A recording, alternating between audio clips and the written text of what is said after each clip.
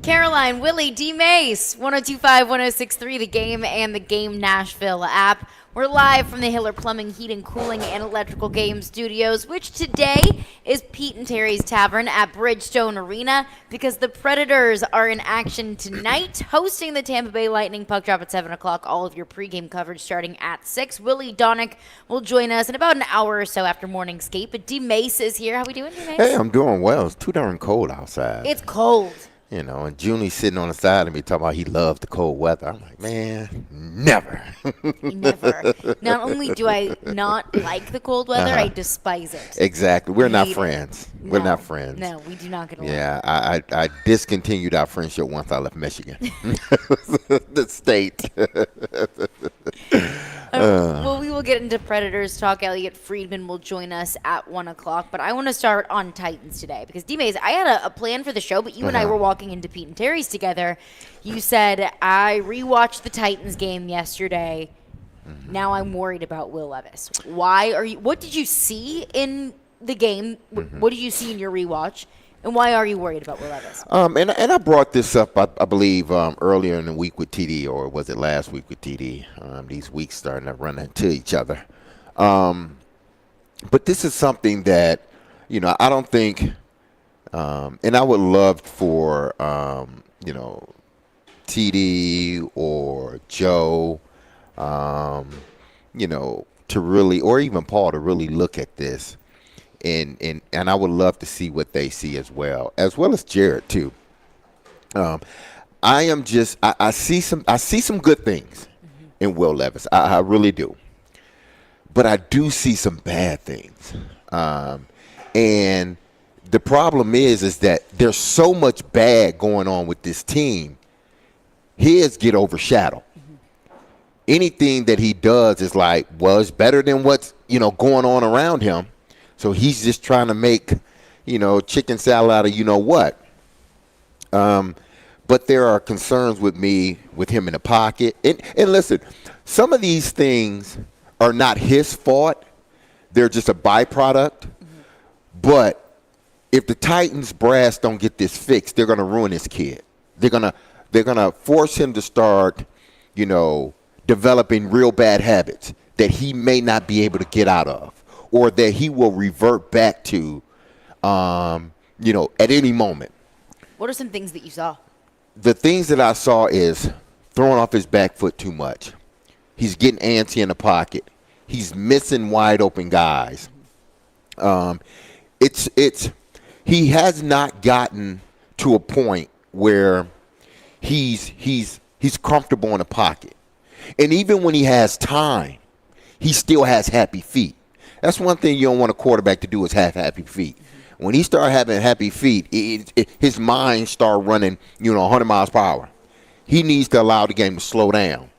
And I think that first game first game against Atlanta, it was a great game, but that may be one of those deals where I wish that wouldn't have happened. In a sense. Because now that's the expectation. Now that's the expectation. And I think that's the expectation of him, throwing deep balls, constantly throwing deep balls. There were points in that game, I think in the first half, where he threw a few deep balls that he shouldn't have thrown, and coverages he shouldn't have thrown in. Now, I understand giving your guy an opportunity to make a play. But you got to know what's going on. You got to see it, and you got to understand what's on your backside. Not necessarily the guys that are rushing, but your pass plays, the routes on the backside that are coming. You got to anticipate it. And it's because of what's going on in front of him, because of what this team, this coaching staff didn't do for him. And granted, they didn't think he would be the quarterback this year. I get it. But yet and still, these are things that Ryan Tannehill would have had to deal with. But Ryan's a veteran, so he hasn't developed those old habits. Those bad habits are gone with Ryan. He's the quarterback he is.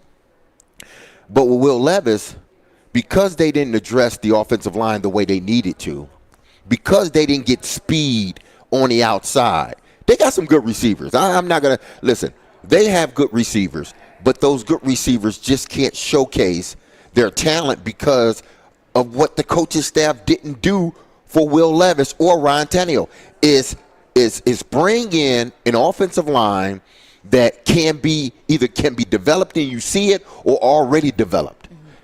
They got one guy on that offensive line, Peter Skoronski, and he's playing all right. He's not playing great. He's playing all right. The rest of the guys up the front, I mean, they're awful. They're just not. They're not starters in this league. And then when I watch Will Levis, it's like this dude has to process things a little bit too fast.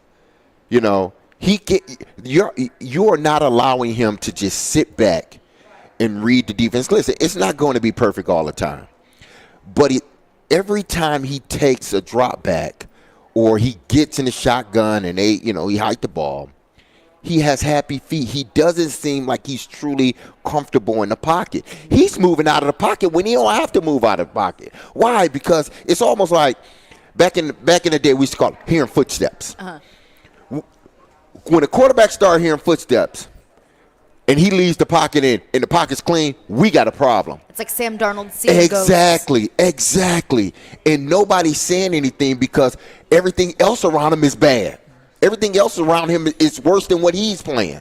So you're not going to look at Will Levis and be like, man, because everything else around him, you figure, okay, maybe if they fix some things around him, he will be better. I think he will. But right now, I think he's developing some real bad habits that if they don't address this offensive line, if they don't get some speed out there on the wide receiver position, he's going to continue to regress, or he's going to hit a level and just stay there. He's going to be a all right quarterback. You got a guy that has the potential to be a really, really good quarterback in this league. But if you don't help him, if you don't do the things you need to do, he's just going to be an okay to below average quarterback. And part of the bad habits that you're pointing out, moving out of the pocket when he doesn't need to, missing receivers because the ball has to come out so incredibly fast, trying to play hero ball, a lot of those things, I look at it and I say, I don't blame him. Yeah, I mean, he has no protection. He has no time. If he waits for a receiver to get open or takes his time where he can, set up his feet, go through his progressions, he's probably on the ground. So if he is seeing ghosts a little bit, hearing footsteps, to your point, I don't blame him.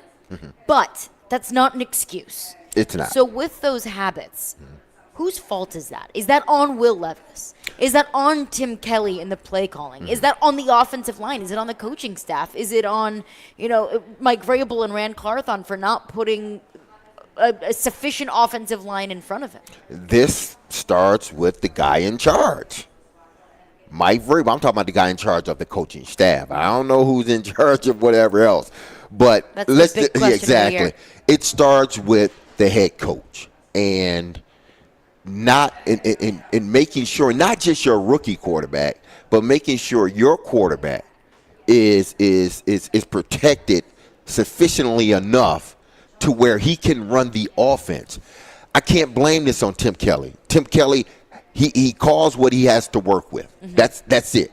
You don't want to sit back there and do three-step drops all day, right, or slant routes and out routes and hitch routes all day, because that's not going to give you anything. Eventually, defense will figure it out and take all of that away. I've actually really kind of liked Tim Kelly. There are things, I don't think it's perfect. There are things that I've had some disagreements with, some decisions that he's made, but really, his offense is pretty fun to watch. Yeah, I'd like Tim Kelly's offense is a good offense, but I'm watching this film and I'm thinking this offense will never get a chance to.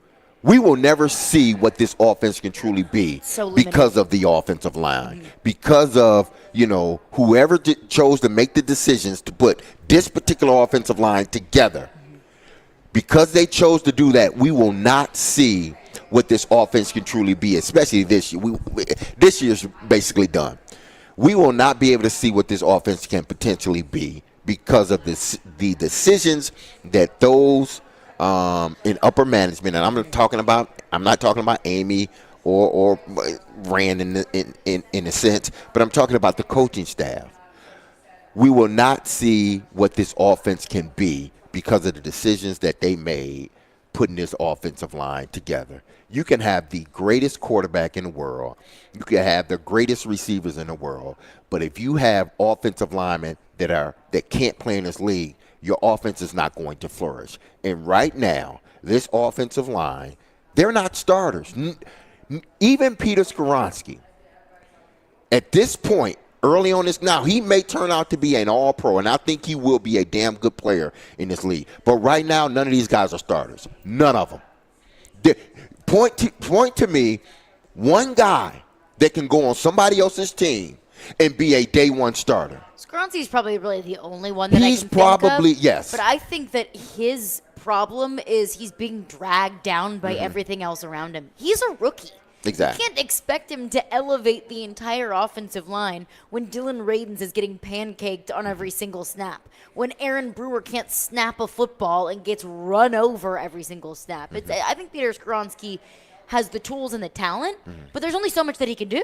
Yeah, so in that respect, he's going to suffer. Why? Because the tackle's not good and the center isn't a starter. He's not a 17-game starter in the NFL. He can come in and be a starter for a few games. He's good at that. But to be a 17-game starter, to get beat up, pushed down, pushed over, ran over, stand back up and do your job again, he's too small. He can't do it consistently. If they played an 8-game season, he'll be perfect. But they play a 17-game season, which means there's a second half. And in the second half of the season, guys are typically beat up. And he's one of those guys. So he went from being a 280-pound center to basically a 200-pound center in the middle of the season or latter because his body's just beat up now. He's taking a beating. So you got your left tackle that isn't a starter. You got the center that isn't a starter. Then you got the rookie right in between both of them. How is he supposed to, again, just like Will Levis, how is he supposed to maximize his potential when the two guys on the side of me aren't starters in his league? And it's been a revolving door at left Exactly, tackle. and it's been a revolving door around all now these guys. Now it's another rookie at left tackle. Exactly. So until they get this offensive line straight, I don't want to hear nothing else from Vrabel in regards to, the offensive line is doing good. No, this offensive line is a problem. And this needs to be when you number what you need as a team to get better. One should be the offensive line, 2 should be the offensive line, 3 should be the offensive line, 4 and 5 should be the offensive line. The 5 top things on your team to get better in the offseason all should be offensive line.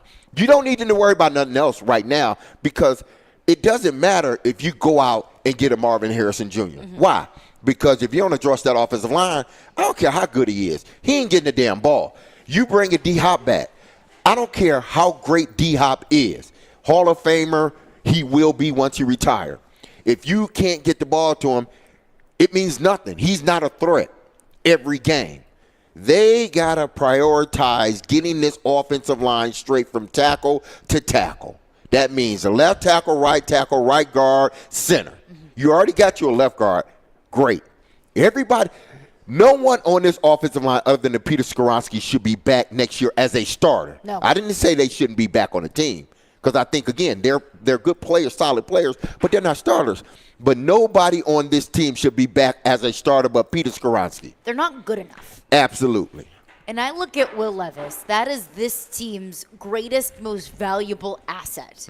And if you are going to start transitioning for the future and building up this next core, whether that involves D-Hop or Derrick Henry, that's a different story for a different day. But your most valuable asset today is Will Levis. That's what they need to do is invest in their greatest asset. And right now, their greatest asset's getting bullied up. And from your observation, creating bad habits because he has no time to throw the football. When he was going through the draft process, there was a former NFL general manager. I want to say it was Bill Polian, but I don't know that for certain, so don't hold me to that. But I remember vividly what this NFL general manager said. He said, Will Levis is the kind of quarterback that is so hard on himself, that wants to be superhero, that wants to be that wants to be perfect. He is a perfectionist, which I think to a certain extent is a good thing, especially at that position, that you are going to work so hard and you're going to work so tirelessly to be perfect, to be as good as you possibly can be. But what this NFL general manager, and it's killing me that I can't remember who it was, doesn't matter. What this NFL general manager said is that there's a negative side to that, where he can get so in his head about being perfect, about being Superman, that he gets obsessed over mistakes that he might make. And that at Kentucky, he didn't have a very good offensive line. Didn't have a great offense around him. His two leading receivers were both true freshmen.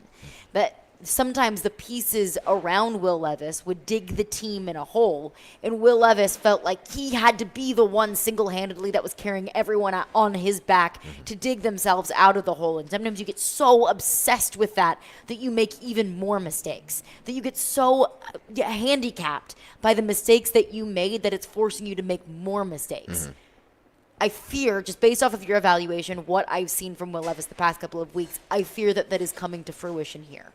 Now, that doesn't mean that he's a bad quarterback. No, it doesn't. It doesn't mean that he can't be the future of this football team, but it means that it starts with Mike Vrabel, need to do something to help Will Levis out so he doesn't feel like he has to be the one playing hero ball. Yeah, he can't that's one thing you don't want on a rookie player, especially a rookie quarterback, that he has to go out there and carry the whole team, because eventually he will revert back to making bad decisions, poor passes, trying to throw balls or fit balls in situations where they shouldn't be fit, try to, throw into double coverage, which he tried to do a few times, which he shouldn't have done.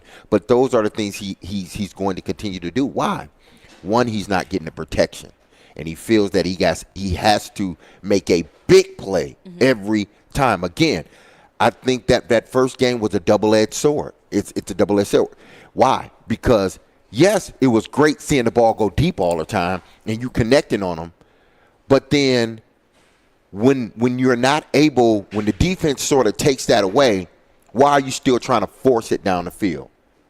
Why are you still trying to get big plays down the field? Take what the defense gives you, and eventually, in this league, defenses will get impatient, and they will allow you to have that big play.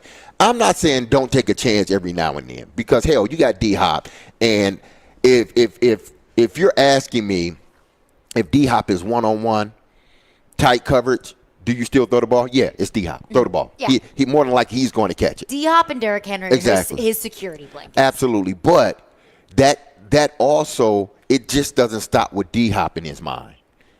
It's everybody. He's throwing the ball sometimes in double coverage. Why? Because he feels he has to make a play. He did that to Chris Moore this past week. Yes. I'm thinking, Will, you don't have to do that. You don't have to send the 40-yard deep he had ball. another guy coming across. There was a play, and I know we're going to get into Traylon Burks and him not playing enough. And, why did you make him active if you weren't going to use him? But there was a play that he did throw it to Chris Moore. Now, it would have been a hell of a catch by Chris Moore. Actually, he did have the ball, but the defensive back made a good play on the ball. He ended up dropping it in the end zone. That was in the first half. But on that same play, Traylon Burks was coming. Matter of fact, he wasn't coming. He was wide open running down the middle. The corner that was playing them, they were playing man coverage. The corner was off already 8 yards. He ran a deep over route. The cornerback was at least 5 to 6 yards away from him, and Burks was running across the field. That was an easy 20-yard completion, and then you would have added the yards after catch onto it. Which Burks is good at. Exactly. You chose to bypass that to throw the deep ball to Chris Moore. And it had to be a perfect throw because you're working with the defender right there in the back line of the end zone. It would have been a hell of a catch, but why are you making things so tough for yourself?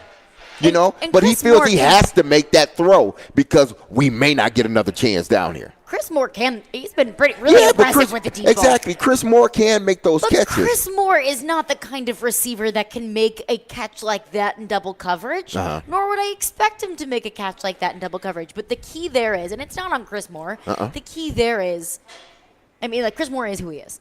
The key there is Will Levis felt like he had to make that throw. Exactly. Or are we going to get another opportunity? Exactly. He felt he had to make that. I got to throw the deep ball instead of reading the defense and knowing that deep in route, because what it is that, you know, you just got 2x2. I think it was a 2x2 or 2x1. And you got this deep corner route, which for the deep corner route, if they're playing cover 3 or man, what happens is you want that deep, you're reading the safety. And that guy's, which was Chris Moore, he comes in, you know, at an angle toward the goalpost. And then he's going to veer back out toward the back pylon. And that's going to be a long throw to the back pylon. Well, one, the field is condensed. 2, the safety is back there. He's in a position, even though he didn't get a chance to get over there, he's still in a position to make a play if he needs to, if he reads it quick enough. But you had your deep drag coming across the field, and it was open quick enough where you saw it. But you had predetermined what you were going to do, and you threw the deep corner route, which you shouldn't have thrown. The easier throw and the better throw to me was the deep crossing route to Traylon Burks. Another situation, he has Wiley. The pocket collapse on him somewhat. But he has Josh Wiley. It's sort of like a scramble drill. He has Josh Wiley. Josh Wiley runs a fade route, but he's able to disengage from the defensive back. He's at the front pylon by himself. The defensive back is probably 2 yards. He pushed off a little bit, but they let that go.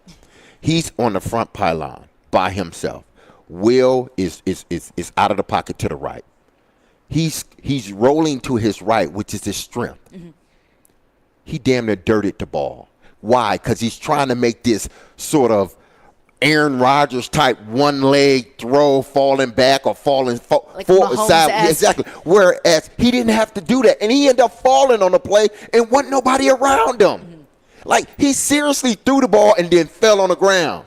Like, dude, those are gimmies. But it all goes back to the offensive line and him having happy feet and him not being able to practice good habits. He's out there and he's practicing bad habits, not on purpose, but because of what's in front of him. This is what I'm concerned about with Will Levis, that if he continues to do these, he continues to practice these bad habits, I'm not sure you're going to be able to get him out of it. And that is tasked on the Titans coaching staff to make sure that, one, they get a sufficient offensive line for him going into the offseason. Well, during the offseason. And then 2, Charles London needs to coach him out of this, which I believe he can do. But he needs to coach him out of these bad habits. Every once in a while, you got to make a throw like that. I get it. But if you don't have to, don't do it. Starts with Mike Vrabel. Yeah. You mentioned one play where Will Levis kind of overlooked Traylon Burks.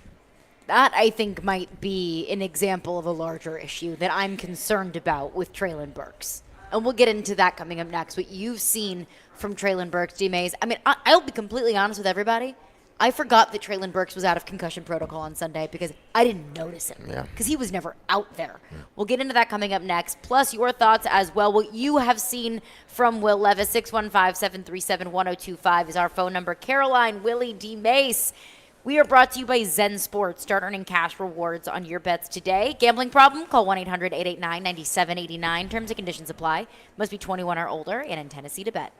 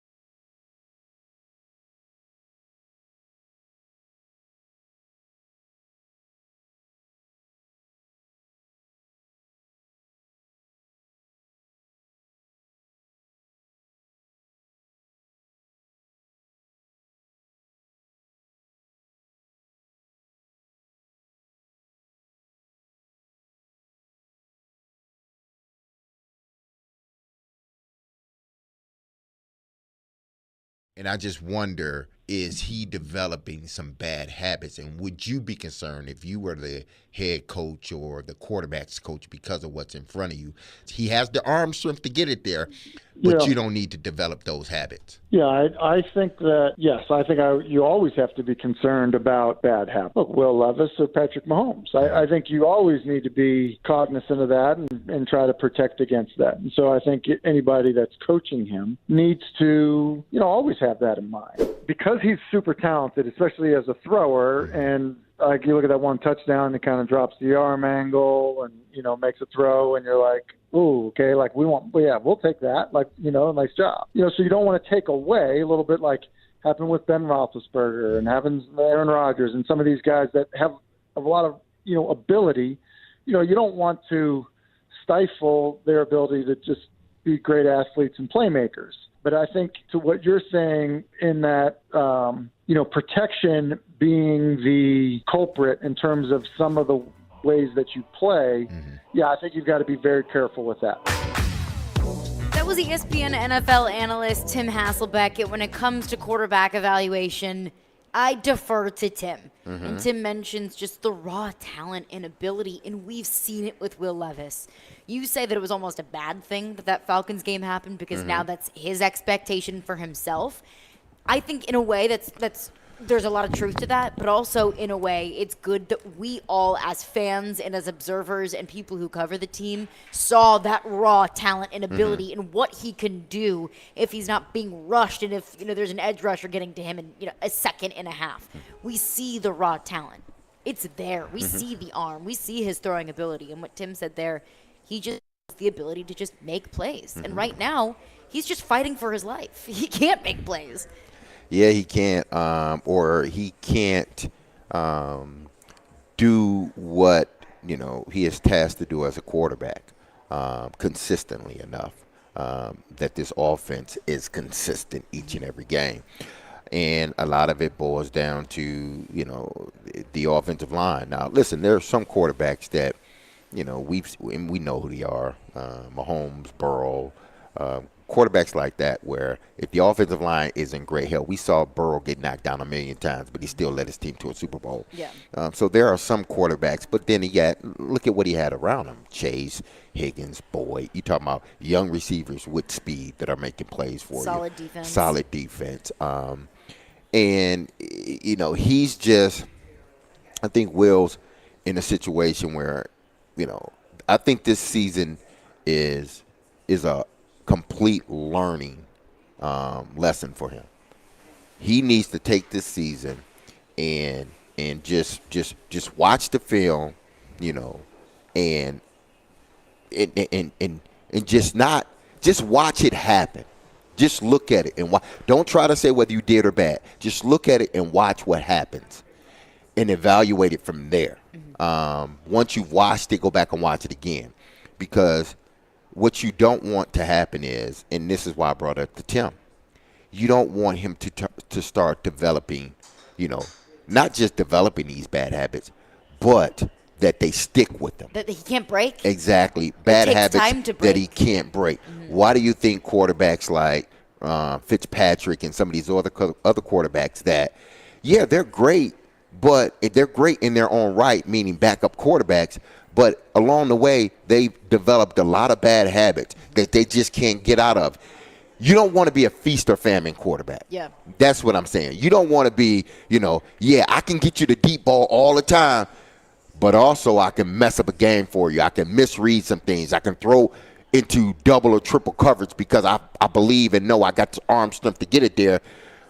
But a lot of times it ain't about the arm strength. It's about the brain. It's about the mind, knowing when to throw that ball and when not to throw it. And knowing that it's okay to hit singles. Exactly. You don't always have to hit home runs. The muscle that needs to be strong is your brain. We know you. Everybody in the world that watches football know you got a strong arm. Now allow your mind to become strong. But it's hard because of what's in front of him.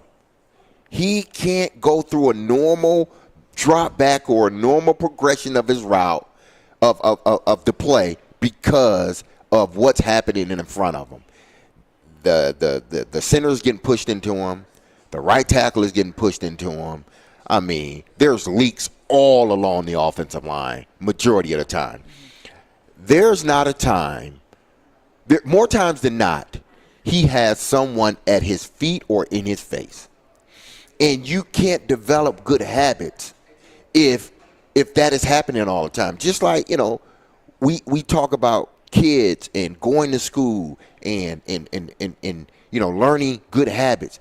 But if they don't eat breakfast in the morning, they're not going to be able to learn. They're not going to be able to reach the potential they can reach if they constantly go every morning without breakfast, or there's always something going on in the morning where they can't just walk into school and be at peace. That's Will Levis. He can't just get underneath center or behind center in peace. Why? Because he's always getting pressure. Another concern of mine that I wanted to be I talk about D-Hop, Derrick Henry being a security blanket for Will Levis. I wanted him to be a security blanket for Will Levis, and he's not, and that's Treylon Burks. I forgot that Treylon Burks was suiting up on Sunday because I didn't notice him. He played, 9 snaps? I didn't notice him either. 10 snaps? Not until I went back and looked at the film. Not until overtime when it was either the announcer, he made a catch maybe in overtime. Whatever it was, I was like, oh, yeah. He is on the Treylon field. Burks is back. And I can't say that the reason why he had such limited snaps was because of injury, because he was in concussion protocol. And I'm under the impression of concussion protocol is you're either in it or you're not. You either can't play or you're cleared to play. It's not like a hamstring issue where we're going to put you on a pitch count, we're going to get you a couple of snaps just to get you reacclimated, but we're not going to push you too hard. That wasn't the case with Treylon Burks. He was in concussion protocol. So I'm concerned that he has been a complete non-factor, and I'm concerned that now that he was suited up and he was healthy to go, that he was such I forgot about him. He wasn't even there. He's your first-round pick. And this is, that's a problem. Because to me, it seems like at this point of the season, he's an afterthought. I don't know why they chose to activate him. I really don't. That's a question that needs some real answers, not just that, we felt he was healthy enough to go out there. Well, damn it, if he's healthy enough to go out there, get him in the game plan. Yes. Put him in the game. 10 plays. You could have had Phillips for those 10 plays and got something out of it. But you chose to activate Treylon, which is, okay, activate him. But if you're going to activate him and you're telling everybody he's okay, he's out of concussion protocol, and then you don't even involve him in the game, I'm worried they don't trust him. I'm going to say this. There's a problem. There's a problem with him and the coaching staff right now. They're not on the same page. He's worked his ass off to get back and to be ready to go. Some of those things he can't help, the injury stuff. The things he can't help is catching the football. I get that. But he doesn't have the most drops on his team. He really doesn't. You got to find a way to get him involved. I've said this from day one. You can't allow a receiver like that, your number one pick, first-round pick, let's say that, a guy that you anticipate can be the foundation of your receiver room. You can't allow, if he's going to play, you can't allow him to float. What I mean by float, just out there running routes without the quarterback not even looking this way, without him even being an option. You can't allow a receiver like that to float because now he's out of the game. He doesn't feel as if he's making an impact in the game. I understand that, okay, blocking, you're part of the game, you're helping blocking, but you don't pay him to block. You pay those 5 offensive linemen to block. You don't pay him to block. You pay him to catch balls and make plays for you. Okay? You didn't draft him in the first round to block. Exactly. So, again, miss me with the blocking stuff, okay? I don't want to hear that. But I know how important it is to the team. But miss me with it because he's your first-round pick. You got rid of one guy to bring him in. He's brought in to catch footballs. Make sure he catches football. I don't care if it's 1 or 10. Make sure he feels as if he's involved in the offense. Because right now, I don't think he feels as if he's involved in the offense. He's not. I've been there. I can tell you verbatim when you're out there and you know you have the talent, You know you can make plays, but they're not involving you in offense for whatever reason. I don't know why they're not involving him in the offense. But when he's out there and he's floating, he does nothing for nobody. I'm scared there's a lack of trust, either There between could be. he and the coaching staff or he and Will Levis. I mean, keep in mind, the only games that Will Levis and Treylon Burks have played together was that first game in Atlanta, and then in the Steelers game when Treylon Burks left early with a concussion. They have very limited work together. I wouldn't be surprised if there's not a whole lot of trust there. But why isn't the coaching staff allowing them to build that trust? Like, if I'm Tim Kelly at a certain point, maybe you just force feed the ball to Treylon Burks just to get him involved. He's your first-round pick. He needs to be involved. Yeah, you force feed the ball to the people that, you feel that can make plays for you. That's D-Hop. We know he and Derrick Henry. Those are the two guys but you got to also understand too that this young man, you need to make him feel involved in the offense. You need to stroke his ego some. You do. I understand people but it's not about him. It's about, no, damn it, it is about him. Because ultimately, if he starts to play, he's going to impact everybody on that offensive side of the ball, okay? So, yes, you have to stroke his ego. You're stroking D-Hop's ego because D-Hop's, he's proven that he can go out and get the ball, So you got to give it to him. You got to keep him involved. You got to get this young man involved. I don't know how you do it, but you have to do it, and you got to do it early so that he feels. If you're going to have him activated and you say he's healthy, then you need to get him the ball.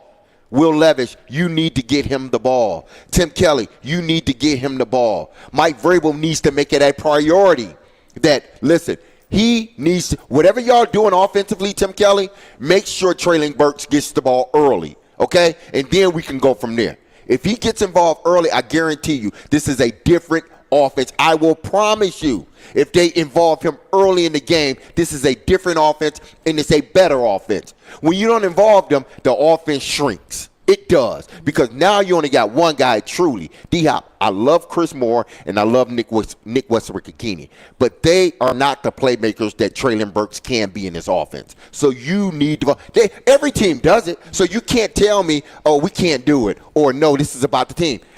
If he's involved, it is about the team because he's making plays.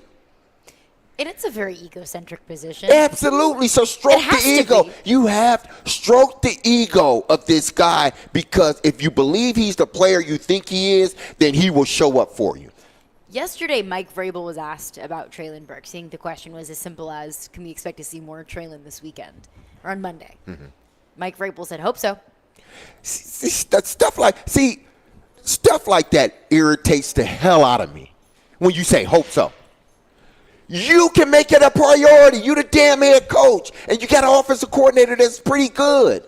Allow him to allow Treylon Burks to dictate whether you stop throwing him the ball in any game or not, okay? Don't just go away from him. You can't do that to a guy that you draft in the first round. The guy has potential. He has it. We've seen it. He needs to get better. I understand that. But when you activate him and tell everybody he's healthy and then only play him 10 plays, did he not practice all week? Well, why did you activate him if he was only going to play 10 plays? That's what makes me worry, because it seems obvious, right? You get him involved, that if that Treylon Burks and Will Levis, that marriage can be something that's part of this Titans offense for the next 5, 7, 10 years. It seems obvious, right? Exactly. You want to build that chemistry. You want to build that relationship between those two. So why aren't they? Which leads me to believe there's something else going on. And I don't know what that could be. I don't know if it's still the injury. I don't know if it is a trust issue. I don't know if it's a Treylon Burks attitude or commitment issue. I don't know at all. I don't know. But there's something going on with Treylon Burks, and it's concerning to me. We'll get into your phones on this. We'll continue the conversation coming up next. Caroline, Willy, D-Mase, we're live out here at Pete and Terry's Tavern at Bridgestone Arena. 102.5, 106.3 The Game.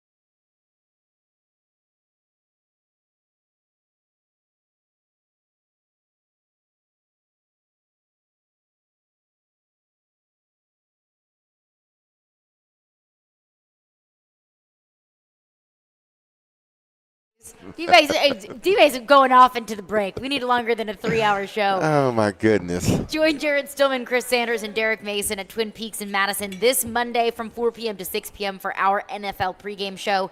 They'll break down the Titans' Week 14 matchup against the Dolphins and give you the latest updates before the game. Our NFL pregame show is presented by Parman Tractor and Equipment and Beast Unleashed. One thing you touched on, D-Mase, at the break that I want to get to quickly before we get into your phones, you said you wouldn't be surprised if Traylon Burks asked for a trade.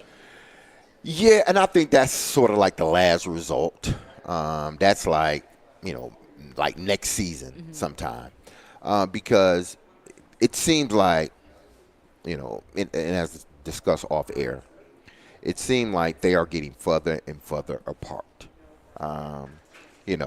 It was, you bring a rookie in, it didn't start off on the right track, because he just wasn't ready physically to play in this league.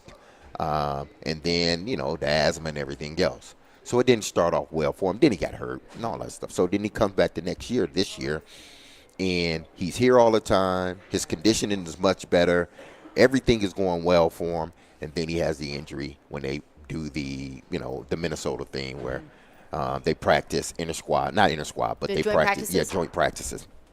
So then he comes back. He misses some weeks, comes back for, off of that. But he's still you're still not involving him in the offense. And this is not something that I have not said before. I said this last year, his rookie year. I said that there was a point in preseason where they didn't target him at all. And I remember I got on the radio and said, even in the next game, the first couple of plays need to go to him. Why? Because you cannot let a receiver float, especially a receiver that has the ability that he has. And what did they do the next game? They got it to him early and often. Why? Because for a receiver, that's what we want. It's easy for the running back because he knows he's getting the ball. When the run play is called, it's easy for Derrick Henry. He can get going early. But for a wide receiver, it takes the offensive coordinator, deliberately saying, I'm getting you involved early. And then we can kind of go from there. We'll let sort of the defense dictate a little bit what we do. But if we get you early, now I know as a head coach or as a coordinator, you're in the game. Right. I'm good now. You lathered up. You ready to go. All right, let's take off. But they are not doing that with Traylon Burks for whatever reason. So it seems like whatever is going on over there in that building, I'm not reporting anything. These are my thoughts. Whatever is going on in that building, it doesn't seem like Traylon Burks and the offense are getting closer. No. It seems like they're getting further and further. There's a wedge in between he and the offense. He may have a great relationship with Tim Kelly. He may have a great relationship with Mike Vrabel. But on Sundays or Mondays or Thursdays when they play, that relationship is thrown out the window. Doesn't look like it. Yeah, it doesn't look like they have a good relationship. He looks like a guy they just brought in from another team this season, and they're trying to sort of, we're going to throw him in there because we made the trade and brought him on there, or we signed him, to a $1 million deal, so we're going to play him a little bit. This was your first-round pick. You need to make him feel as if he's a part of the offense. Right now, if you put him under oath or put a lie detector on him, he would fail if he said, yeah, I feel like I'm a part of the offense. Because he does. I don't feel like he's part of the offense. He's not. He played 9 snaps on Sunday. He's not part of the offense. And if he's healthy, I am telling you, if he's healthy and you get him going early, he makes your offense better. This is what I was screaming about during the offseason when everybody was saying, bringing this receiver, bringing that receiver. My thing was, whoa. Stop for a second. Just hold on for a second. You got this young guy here. You want to see if he can truly play, right? You want to see if he can be that dude, right? Getting D-Hop, and listen, the only reason that I was apprehensive on getting D-Hop was the progression and, of a Traylon Burks. Do you stunt his growth a little by bringing in a D-Hop? Everybody scream, it'll make him much better, this and that and that. And I'm thinking, like, have y'all played receiver before? Have any of y'all played receiver before? Just tell me. Have any of y'all played receiver that are saying, this is okay? No. I'm going to tell you what's going to happen. he is going to get left out. He is not going to, he isn't able to sort of mature in this offense the way that he needs to mature. Why? Because now you're bringing on this superstar that is going to overshadow everything, and rightfully so. D-Hop is good as anybody in the league. Anybody. And I said that. I said when it comes to purely catching the football, there's nobody better than him in the NFL. There's only two guys that I think that were better than him. Even Jerry Rice, I put that, he's in a different, but there were two guys that I think that are better than D-Hop at catching the football. And that was Larry Fitzgerald, and it was Chris Carter. Those are on, and you're talking about a league that had a bunch of great receivers at one point. Hall of Famers. Hall of Famers. There was only two guys that I've seen, me playing football, that catch the ball better than D-Hop. So that was a given. But what it does is sometimes it doesn't allow your young fella to grow. Because what's going to happen is Tim Kelly already got a relationship with him. He's going to defer to him every time. Ryan Tannehill, veteran, see another veteran, he's going to defer to him every time. Young quarterback, he's going to defer to him every time. And what happens to the young kid? And part of that is, I mean, he's been getting left behind, but part of that is because of injury. Exactly, but I was in the same situation my first year or second year in Baltimore. I think it was the first year. They had already, it was before the draft, they had already brought me in.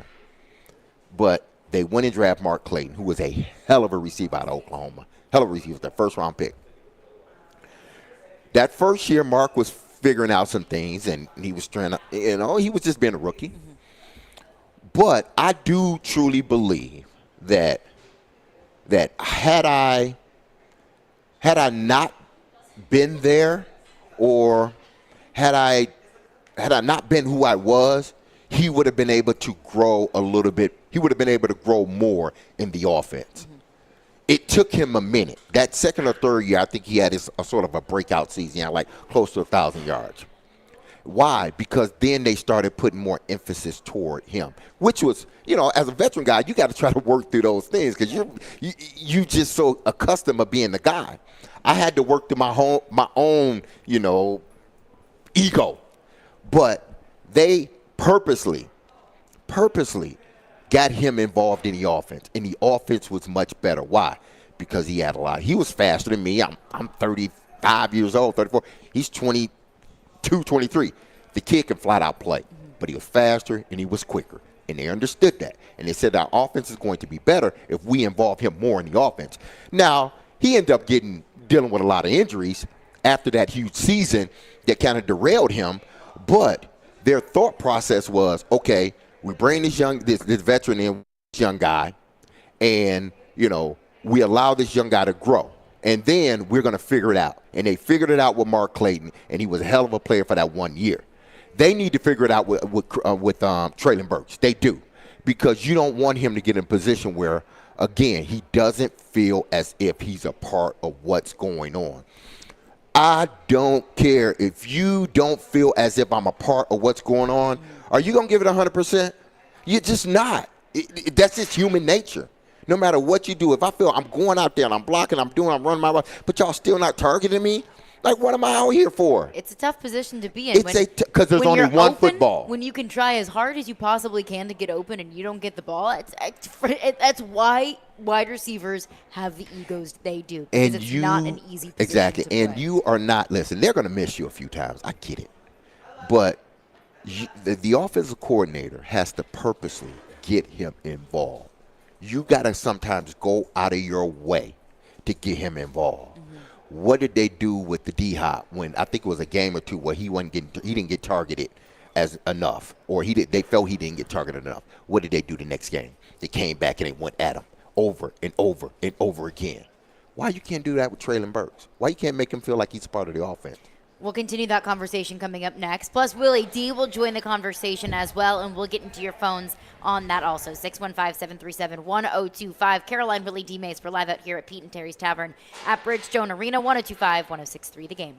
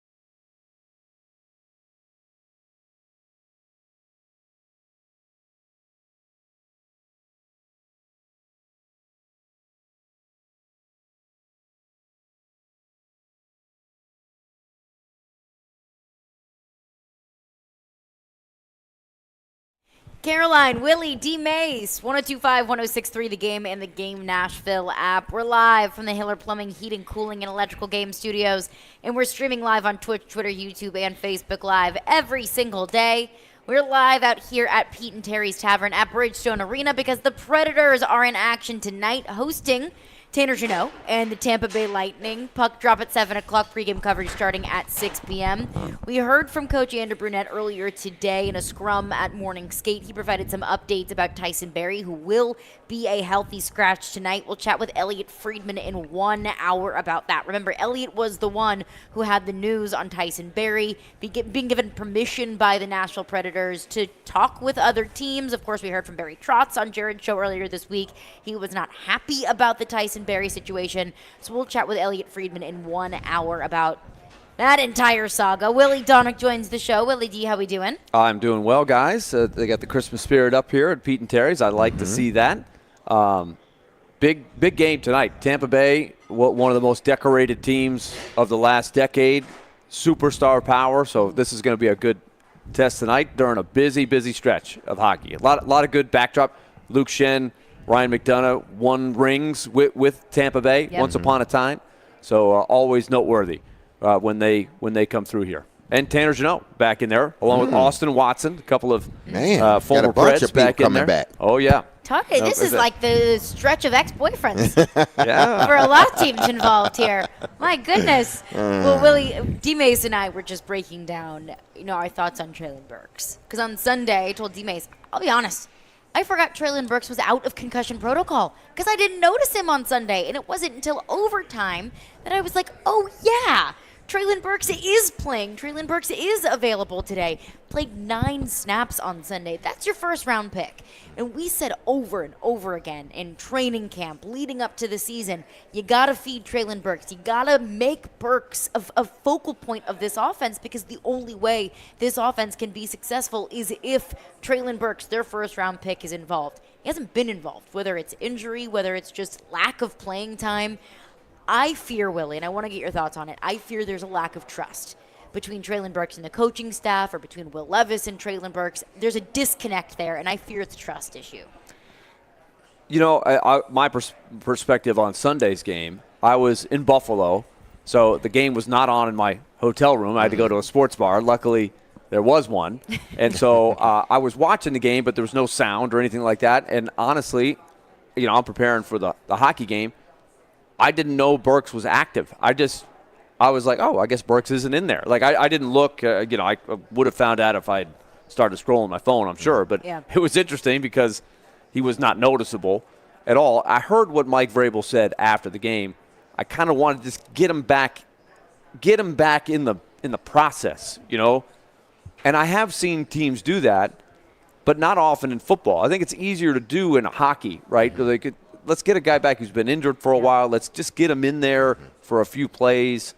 I remember it happened to Frank Wycheck one time. He had a bad concussion, and they didn't say anything about him during the week, and then he played. And I remember talking to him on his radio back in the days where he did a radio show, and the show was, and he said it was a plan, but they did have sort of a pitch count on him, and it was sort of to ease him back in a little bit. So I think that's the approach they took. So that didn't bother me as much. What I want to see going forward is just what you were talking about, D-Mase. He's such an important player going forward that you have to, in your mind a little bit, be more in the developmental mode. And that is probably the hardest thing to do, especially in the NFL when you're only playing 17 games. Take the other extreme. Minor league baseball. When you're developing a pitcher, you're not worried about his one-loss record. That's not a big deal at all, right? You're worried how many strikes he's throwing. Is he throwing more strikes than he did before? How is he working on his other stuff? Is he commanding his pitches?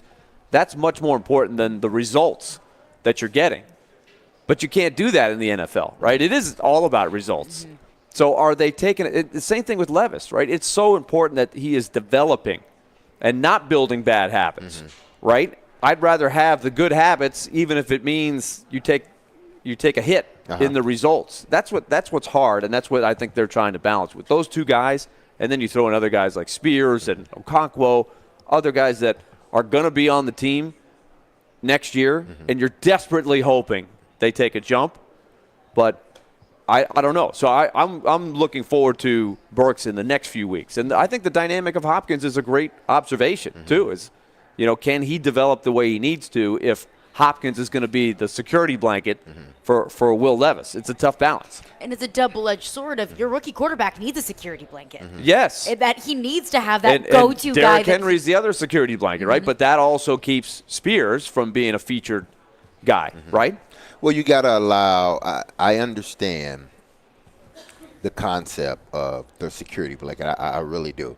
Because for so long, this offense, when I was here for my 8 years, the first 3, the security blanket was Frank Wycheck. And he had every right to be the security. He's a hell of a player. But this offense didn't take off until we got away from the security blanket and get to throwing outside, stretch the field. Let's get some, let's get the ball in the hands of some of these fast and quick guys and see what they can do, see what we have in them. This offense really took off when we decided to do that. Frank was still there, but Frank was sort of at the tail end, of his career. He had dealt with a bunch of concussions and whatnot. But Frank was still there. They knew it. Like, if we needed one, we could throw it to Frank and he's going to catch it. But we had to evolve as an offense. And when we evolved as an offense, we got better as a team. Well, this team has to evolve as an offense. They got to get better. They got to evolve to Traylon Burks. They got to evolve to Chigakonkwo. They got to evolve to Tajay Spears. Because these are the guys that are going to be with Will Levis. D-Hop is going to get his – D-Hop is going to be D-Hop. But you got to get these other guys involved, because if you don't, you're going to have a stagnant offense, an inconsistent offense. When D-Hop is covered, triple covered, double covered, or he's just not getting open, now you look back to the other guys and you got happy feet. Why? Because you're not used to throwing them the football. And then they get to a point where it's like, okay, am I just running this route just to be running it, or are you going to involve me in offense? That's stuff that coaches don't want to talk about in person. They don't want to talk about it to us. But I know that if you allow him to continue to float, you're not going to get the best version of him. You're not. If you don't involve him, if you believe that he's one of your playmakers. Now, they could believe that he's not one of their playmakers. Like you said, there could be a disconnect, like a lack of trust. But if you believe he's one of your playmakers, you have to purposely, intentionally get him the ball. Don't tell me you can't do it, because you do it with D-Hop. You do it with Derrick Henry. You do it at times with Tajay Spears. You do it with Chigakonkwo, and he's dropped several balls. But you still find a way to make him important in the offense. You got to do that with Traylon Burks. Let me ask you this, D-Mase, with Burks, where he is right now. I think the other thing, at least I'm thinking about, and they talk about it in hockey all the time. The term is, in hockey, you're trying to catch the moving train. So you take Luke Shen. He got hurt after the first game. He missed however many weeks he missed. And he's still, you can tell, playing catch-up. He's getting better each game, but you can tell it's hard. Like, he hasn't gone through some of the stages with the group, and he's playing catch-up. That's what happens. So I would imagine Burks has got some of that, right? He's trying to play catch-up. He may not be in the best game shape. He hasn't played a whole lot. So how do you do that as the coordinator, saying, okay, I want to ramp him up here, but I don't know if I can flip the switch and then say, okay, let's throw him 10 balls or something. Is he ready for that? I guess you got to let him dictate that. Okay. You have to let him dictate whether, he's going to be – because we're going to give you – because the coaches, they are there to put you in a position to succeed, to be the best player that you can possibly be. Allow him – make him a part of the offense. Allow him to dictate whether you go away from him or not. But if you don't go to him, how can you figure it out? How do you even know if this is a game where he can go off? You don't know. Why? Because you allow him to float. I watched A.J. Brown, I think it was last week. It was one of those weeks. It may have been last week where he only caught a few passes. A.J. Brown is probably the second best receiver in the National Football League behind Tyreek Hill. Even him, if you allow him to float, it's going to mess with him mentally. He's going to try to fight out of it, but he wants to feel part of the offense. Every starting player wants to feel a part of the offense if you're a skill guy. Offensive lineman, they're always a part of the game, good or bad. But the skill guys, you got to make them feel as if they're a part of the game. I can watch an A.J. Brown, and when he's not a part, I can look at his body language and be like, okay, y'all need to get this dude involved because his body language ain't cutting it this game. All receivers are that way. The greatest ones, the most team-friendly ones, the ones that don't say anything. If you don't involve them in the game, they will mentally check out. That's just the way it is in this league. And no coach can tell me different because I've seen it. I've been there. They've seen it. They've been there. But they're not going to say it out loud to anybody. You got to keep him involved in the game moving forward. Let him dictate whether you go away from – because you can always turn on the film and say, Traylon, we tried to get you involved. Look at what you're doing. You're dragging it on the other side on routes. You're not catching the ball. You're not running through the ball. You're not getting off the line of scrimmage. We're trying to get you the ball. You can't say that because you're not even trying to get him the ball. And everything surrounding Traylon Burks, not even from the day he got here, from the day he got drafted, has been drama. The A.J. Brown trade, then you draft Traylon Burks. He gets here. It's asthma that leaves him out of rookie minicamp.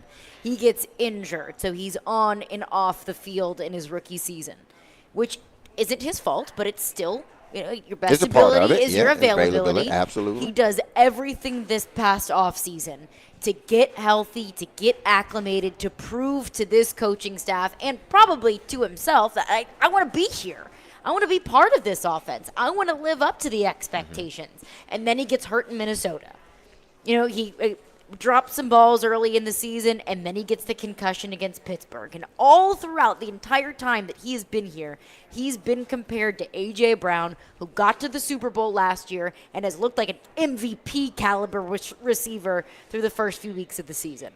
That's a lot. That's weighing on Traylon Burks' shoulders. So if it is kind of getting to his mentals, not just on the field stuff, but off the field stuff too, it's been a lot that's piling up on Traylon Burks. Some is his fault. Some's not his fault. Some of it's injury. Some of it could be on the coaching staff.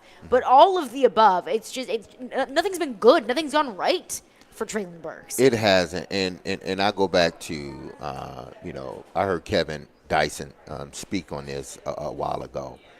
And you were here, Willie. You understand it. The whole Randy Moss and Kevin Dyson. Oh, yeah. Why you didn't draft Randy Moss. And Kevin said it after what it did bother him, because he was always going to be compared to Randy Moss. He was in a totally different offense. They were asking him to do totally different things. But because of the fast success of Randy Moss, everybody was like, well, you passed up on Randy to go get Kevin, and Kevin's not having a season that Randy is having or the career that Randy is having. There were games, if I recall, Kevin Dyson's rookie year, while Randy Moss was having a historic rookie year, that Dyson wasn't even dressing for games. Absolutely. And so that had to be tough for him. No exactly, question. And he said it was tough for him. Yeah. So you can't tell me stuff like that don't bother the player when all of a sudden you come into a situation and you don't even come in with a clean slate.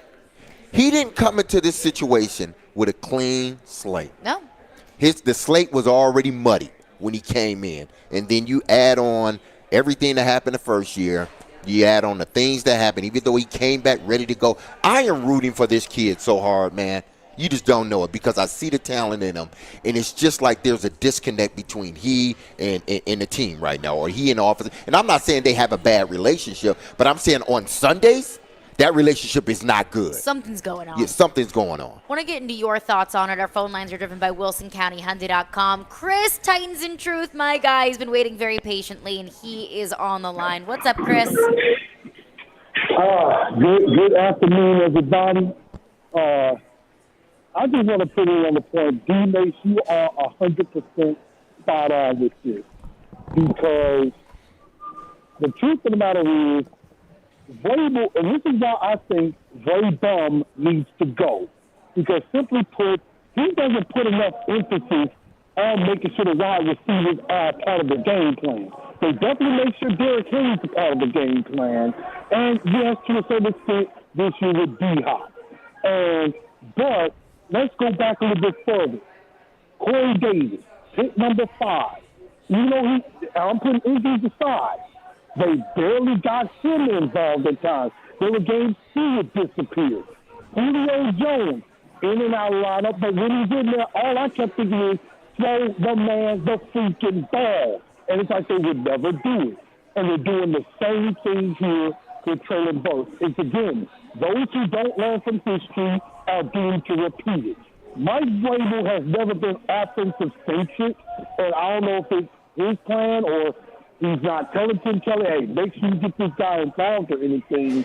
But, I mean, you're right, D-Mase, if you don't give him the ball, he's not going to care. He's not going to, the guys want the ball. And it's like if you get him the ball a little bit, it will work. D-Hop isn't even getting as many targets as he normally would get. He has 95 targets. Normally he's up there by the end of the year, 150, 160 targets. He might get to 120 this year. And so I just think other teams, they get 2 receivers involved. Miami, Houston, you didn't know who Nico Collins was, but they're giving him the ball now. And AJ, the winning blown up, has over 80 catches the last 2 years, barely got over 70. So I'll put this on coaching injury aside. Chris, appreciate you. Thank you for calling in. What do we think about that? I had kind of a tough time hearing Chris there. I heard it. Something was wrong with his phone, I believe. It may have been bad reception Something's or something. up. Yeah, muffled. I don't know. Maybe it's at work and trying to talk real low. But I thank him for the dedication to call in. If you're at work, keep it up. But don't lose your job. No, it's and the only reason I bring this up again, because I don't know the ins and outs of how their offense operates, but I do know when I see a receiver out there and he's floating and he hasn't been targeted, he hasn't been a priority in his offense. Now Vrabel can say, when he was healthy, we tried to make it a priority, and okay, I get it, but this young man, he has too much talent. I'm starting to think like, and I could be completely wrong with him. And if I am wrong, 100% wrong, I will apologize and I will say I'm wrong. But something in me is telling me, because of how that whole thing went down, that wasn't his guy. Burks wasn't his guy. His guy got traded. Vrabel's guy got traded. Burks wasn't his guy, but he had to draft him because you were getting rid of another guy. So you had to draft. He was in that slot. You probably had him, on your board that high anyway, but you didn't expect you were going to have to take him because you had A.J. Brown. But the minute you traded away A.J. Brown, now everything changes. Now we got to get a receiver. Was that his guy? Was that truly his guy that he wanted, meaning the head coach, or was it John Robinson's guy? Probably John Robinson's guy. It makes perfect sense then. It makes perfect sense why he's not a priority in this offense. And again, I can be completely wrong because you chose to go out and get DeAndre Hopkins, which was a good move, but you're making him a priority. Why? Because you paid him $17 million to get him. Why isn't Burks a priority? He was your first-round draft pick, which makes me think he's not 100% Vrabel's guy. And I don't think that That's he was. just me. That's just me. I could be completely wrong on this one. I am not a psychologist, nor would I ever claim to be. I don't know how to evaluate body language, but I feel like I have a high enough emotional IQ to be able to pick up on body language cues. Mike Vrabel's body language cues, whenever they decided to trade A.J. Brown, weren't great. Oh, No, it there's no wasn't. question No. about that. I mean- But I think the question is, have they given Burks a fair shot? Because if you're Vrabel, you're not doing your job if at some point you don't turn the page. You can't live in the past and say, well, we're done now. We traded my guy. Right, like you can't just ignore the fact that he's on the roster and has first-round talent. And I think they've been fair. It's been frustrating because he can't get traction for all these reasons that we've pointed out there. And I go back to like the manager in baseball who, you got question marks in your bullpen. One guy blew a save the day before, and he's this guy, what's going on with this guy? He can't get anybody out. And then Donick the next day gets a shot and throws 2 or 3 scoreless innings. You become the guy pretty quick, yeah. right? So you got to do something to become the guy, right? Yeah, it's a little bit of both, right? Have they given some chances? Yeah. Have they gone out of their way? Maybe not to the degree that you were hoping. And then the signing of Hopkins, I think, definitely is a factor there. Now, I can also say that it's a good thing they got Hopkins because the way it turned out, him getting injured, if they really wanted to make him the guy, that would have gone pretty bad if things unfolded the way they did with the injury. Right. We will chat with Scott Ramsey. He is the president of the Nashville Sports Council. We've got a Music City Bowl coming up here in just a few weeks. We'll chat with Scott Ramsey about that. Caroline, Willy, D-Mase. We are brought to you by Zen Sports. Start earning cash rewards on your bets today. Gambling problem? Call 1-800-889-9789. Terms and conditions apply. Must be 21 or older and in Tennessee to bet.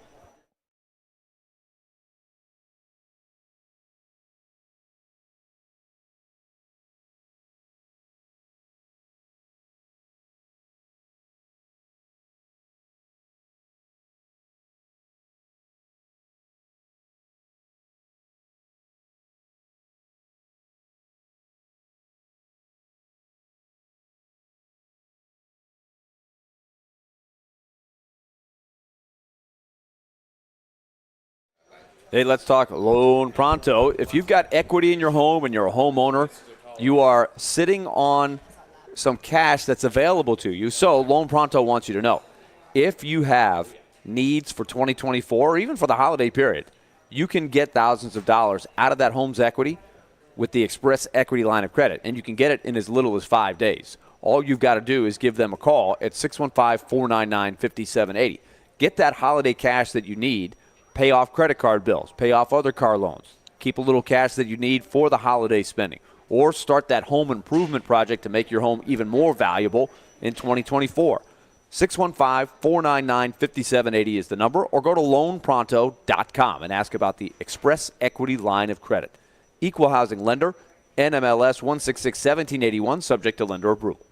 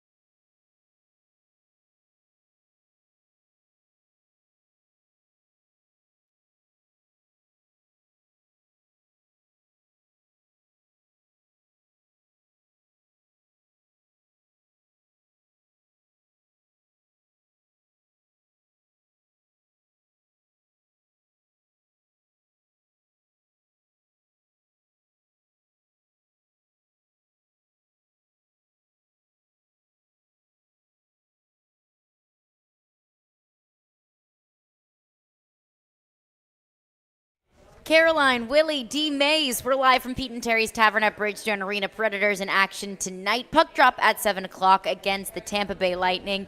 Joining us now is Scott Ramsey, President and CEO of the Nashville Sports Council, because we have the Music City Bowl coming up here in our fine city here in just a few weeks. Scott, Auburn, after that Iron Bowl, everyone in America, I think, became an Auburn fan. So Auburn with all of the hype after the Iron Bowl and with Hugh Freeze's first year. And, of course, Auburn, a lot of Auburn fans, probably just a quick car ride away from Nashville. How excited are you to have that fan base here for the Music City Bowl? Well, we are excited, Caroline, and certainly one play away from, I think, being really excited from the fan standpoint. But Auburn's been a great fit. It's only the third time we've had them in our 26-year history. So, it's a great opportunity for us. It's a great fit for the city, with the game being at 1 o'clock on Saturday this year. You're right, short car ride. But more importantly, I think it gives a lot of options, and hopefully they'll want to come for 3 or 4 days and spend the weekend in Nashville with us, or if they want a day trip, they've got that option. So we think it's a real opportunity for the fans to kind of close out the season with Coach Freeze's first year and hopefully bounce back from the Auburn game. I was at the Music City Bowl last year at Kentucky, Iowa. Of course, Kentucky also just a short car ride away. Or a lot of Kentucky fans here in our city. I expected it to be a whole lot of blue and just a little of black and gold. There were so many Iowa fans at that game last year. I was so impressed. Maryland, a little bit different, further away, different fan base. How well do you expect Maryland fans to travel, perhaps, for the Music City Bowl this year? We'll see. I think anytime you get a team that is a little bit out of our region, we've been so accustomed to having so many teams that can get here, relatively quick, either by car or short flight. I think this will be a real opportunity for us, but we're looking at it as an opportunity, Caroline, to kind of expose our city to a fan base that hasn't been here ever. We had a long-time partnership with the ACC for many years, but we did not have Maryland in the game, so it'd be the first time they've been here. I think they played Vanderbilt maybe in the 80s. They haven't played Auburn since 1983 when Boomer Esiason and Bo Jackson were on the field together. So, we think it's an opportunity for us. Certainly, attendance-wise will probably be a little less than most, but I think when you start looking at 5,000 to 10,000 people coming and spending 4 or 5 days, that's a pretty significant hit. So, we're looking forward to it, and I know they're excited about it. They had a 20% uptick on their home attendance this year, so they're excited about the football program, and certainly we're looking forward to hosting them for the first time. We'll talk with Scott Ramsey. Now, Scott, is there anything different that you guys are putting together this year that we may not have seen last year or in previous years? No, not really, Derek. I think we've really created a 4-day model that we like right now, and with so many changes coming, probably as soon as next year with the infusion of the 12-team playoff, and not sure how that's going to impact us quite yet, but certainly with changes coming down the road. We've really gotten great feedback. It's a good balance of events that we have for players, events we have for the administration, the coaches-wise, the coaches, the fans, that everybody likes kind of the balance that we've had so far in those 4 days of scheduled events and free time, which, we survey every year and we get a good feedback on that. So we're kind of rolling with the plan we've had the last few days or last few years. Now, when does the actual planning start as far as deciding on which teams will be involved here in the Music City? Well, Selection Sunday was, a few days ago, Derek. We start kind of working down what we think the possibilities are in the last couple of weeks of the season, so you're ready. It's just preparation. It's, by the time you select at 2 or 3 o'clock on Sunday afternoon, if you're not ready with all the information to roll out, which in today's world, as we all know, we expect instantaneous information, you're just behind. So, we really kind of have 2 or 3 options normally that last week, and we try to kind of do some pretty thorough what-ifs so we're not caught by surprise and we're prepared. But really, it doesn't, it really can't kind of move forward until the CFP kind of identifies who's in the New Year Six. The top 4 could impact us, but more importantly, who's in. So, like, for example, this year with the final standings, Ole Miss and Penn State were the last 2 in. Well, That was one from the Big Ten and one from the SEC that changed the teams that were going to be available for us to select. So, you have to kind of wait it out, but you also have to be prepared so we can kind of roll out with all the information on Sunday afternoon. Now, Scott, you did allude to a little about the 12-team playoff, which will happen next year. And then obviously, and this may be too far forward for you to be able to answer, with the new stadium being built, do you think the Music City Bowl will be a part of the playoffs once the new stadium is built?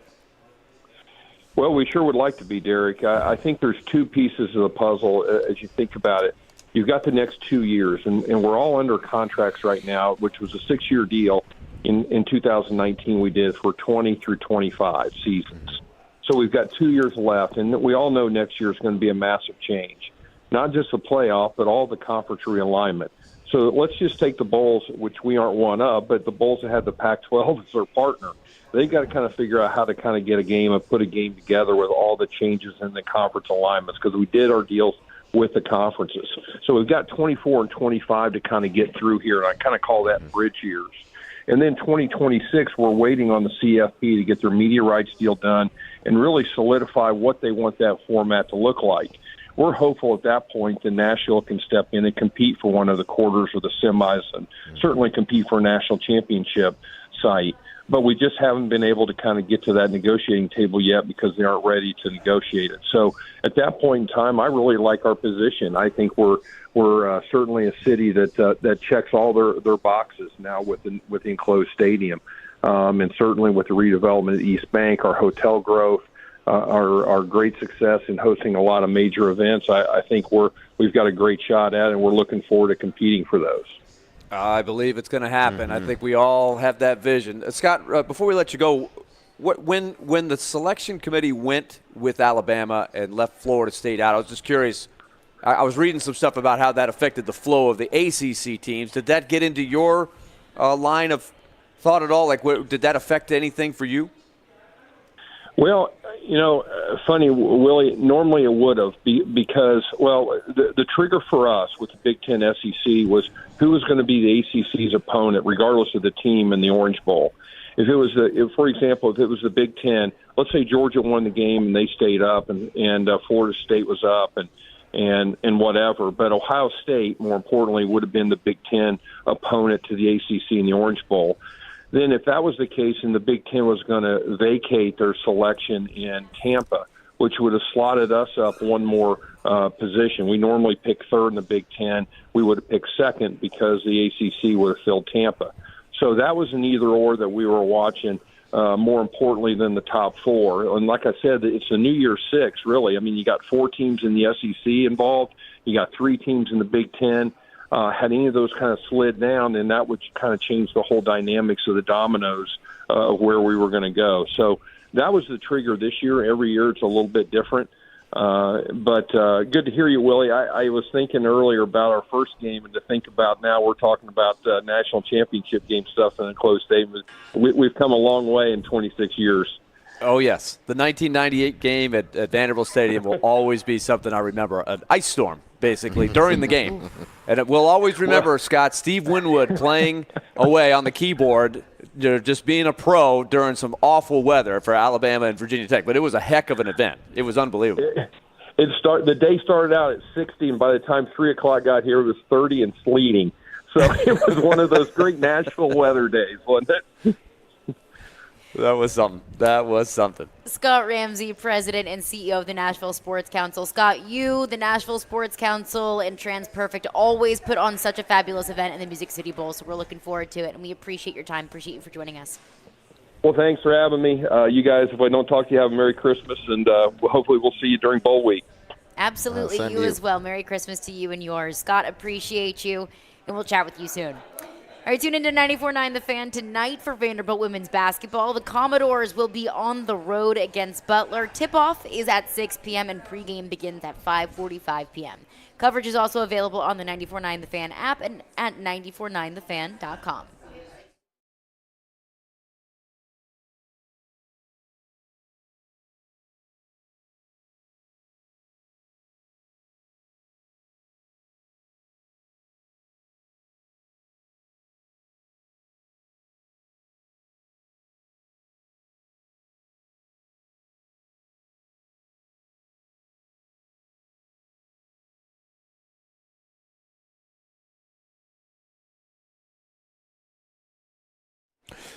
Happy Thursday, Nashville. I need to tell you about our partners, Zen Sports, and I am excited to tell you they're launching their new introductory promotion available to all new customers in Tennessee, the No Danger First Wager. When you sign up for a Zen Sports account, you will receive up to $1,000 No Danger First Wager. When you place your first bet on Zen Sports, you will be reimbursed for the amount of your bet if it loses up to $1,000. Plus, Zen Sports has launched a new VIP program for the premier bettors of Tennessee.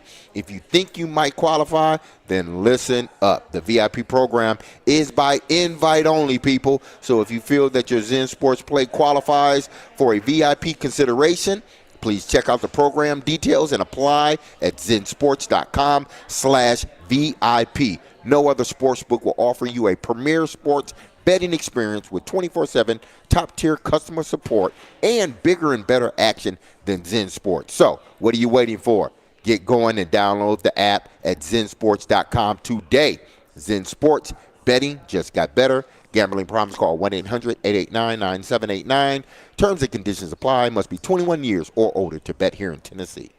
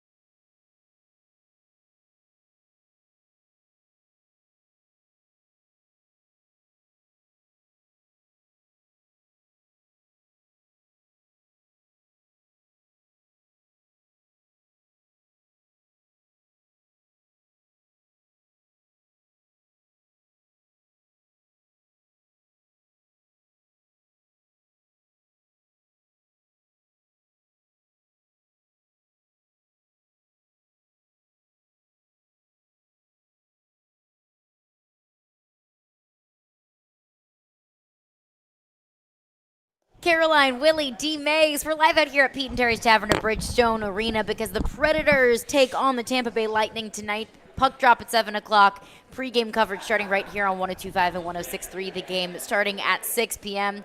Joining us now is Clint Hurdle because, of course, all eyes on the Major League Baseball world are on Nashville this week as the winter meetings are taking place here in Nashville this week. Clint Hurdle joins us now, former MLB player and former manager of the Colorado Rockies and the Pittsburgh Pirates. Clint, appreciate you for joining us. You were at the winter meetings in Nashville. There's a whole lot of talk about a potential Major League Baseball expansion team in Nashville, perhaps the Chicago White Sox relocating to Nashville, a whole lot of Nashville and Major League Baseball buzz. What's the latest that you've been hearing about Nashville and potentially getting a Major League Baseball team here in the next in the next upcoming years? Some of those conversations happening at the winter meetings. Well, Caroline, hello. Hello, thanks for joining us. I'm a little confused. I thought you were calling me to ask for the update on the Lightning hockey team coming to town. We'd love to hear the report when you have one. I'm about 45 minutes from downtown Tampa. Head coach John Cooper has a place over here on the island. They're not my favorite team, but I watch them a lot, so should be a good hockey matchup tonight. Nothing better than Thursday night hockey. Yeah, Clint, if you have any tips for Andrew Brunette on how to stop their power play, inside tips, he's looking for them. We'll take them, yeah. Just fill up the goal. Get big, chest out, fill up the goal. That's the best I got. You know, it's interesting on the Nashville vibe, whether it's expansion, whether it's relocation. I don't know for sure. I'm not an insider. If somebody would pay me to be an insider, I would be an insider. But I did talk to some people that have fingerprints on the Nashville baseball scene. I think we're all aware that Nashville has a lot to offer. Mm-hmm. You've already got two beautiful stadiums. The collegiate programs are strong. It's a very diverse fan base. You got a place everybody wants to go after the game down on Music Row. There's just a lot of good stuff. The weather's conducive. And I know you've got a group already in place. And actually, I sat next to one of the major players, Dave Stewart, former competitor of mine back when I played, on the Major League Baseball lottery panel. We were all up front for the big lottery draft, and Dave was sitting to my left. And when Brad Paisley came over, Brad apologized for being a Dodger fan, and then he went down. I think Brad was a fan of everybody he talked to. I think he was, I like those guys, I like these guys, but I think he's a Dodger fan at heart. He wore number 4 in a little video they showed to honor the Duke. Dave told me some interesting things just in conversation, and it's not privy. He didn't say don't tell this to anybody, because I think they want people to know that they're active and they're trying to get things done and they have some traction. But he was speaking with Brad and very positive about the opportunity that exists in Nashville for Major League Baseball to get there in the not-too-distant future. I know there's been some models put out there and some exercises worked on most attractive spots. Nashville, for me, and then basically I actually like Orlando as well, but Nashville would be my number one spot. I'm not running baseball. If I was, that's the spot that I would go hit and get a team planted. I think the finances are there. I think the people are there. You've got celebrity there. You've got a ton to draw from. Dave Stewart's a good baseball man. Dombrowski was on board with it early before he got drawn to the Phillies. So for me, there's too much traction and there's too many good reasons for it to happen, for it not to happen. We're talking with Clint Hurdle, former manager of the Rockies and the Pirates. Also, he was a manager of the year in 2013. So I could say congratulations, but it was so long ago. But still, congratulations, Coach. But do you think some of it, because we had this conversation before the start of the year about baseball and some changes they were making, the pitch count, for the pitchers. Do you think that has helped baseball moving forward? And if so, how? 100%. It's a game I love. I mean, you cut me open, little baseballs won't fall out, but you cut me open, there's a baseball player still in there. There's a 6-year-old kid in the backyard. The game was hard to watch. Now, can I call you Derek, or do I need, what is it, D-Mase? D-Mase? What do I got? I'm not in the group, so give me the D-Mase is good for you. D-Mase. You're in the group. You're officially in the group now, so it's D-Mase. Welcome. Thank you. Well, D-Mase, the game was getting boring, man. The game's hard to watch. My favorite spectator sport to go to is hockey. And, everybody likes those suites up top where you eat big and you sit pretty and they flash the camera. I like to be down there with the people where they're banging on the glass and making it happen. So the game was getting boring. The three absolutes, a walk, a punch-out, a homer. We had guys on the mound. I think we pushed them in the direction of just go chasing velocity and trying to create spin. We were turning pitchers into rock throwers. The game was taking forever to play. There's no runs. There's not as much action. We're not bunting. We're not stealing. No hit and run. No triples. So the shot clock, I still call it the shot clock. Yeah. The shot clock amped everything up a little bit as a quicker vibe. Things got to happen. I think your defense plays better when they're more engaged. Normally, the pitchers that work quicker had better defensive analytic numbers behind them just because people were ready to play baseball.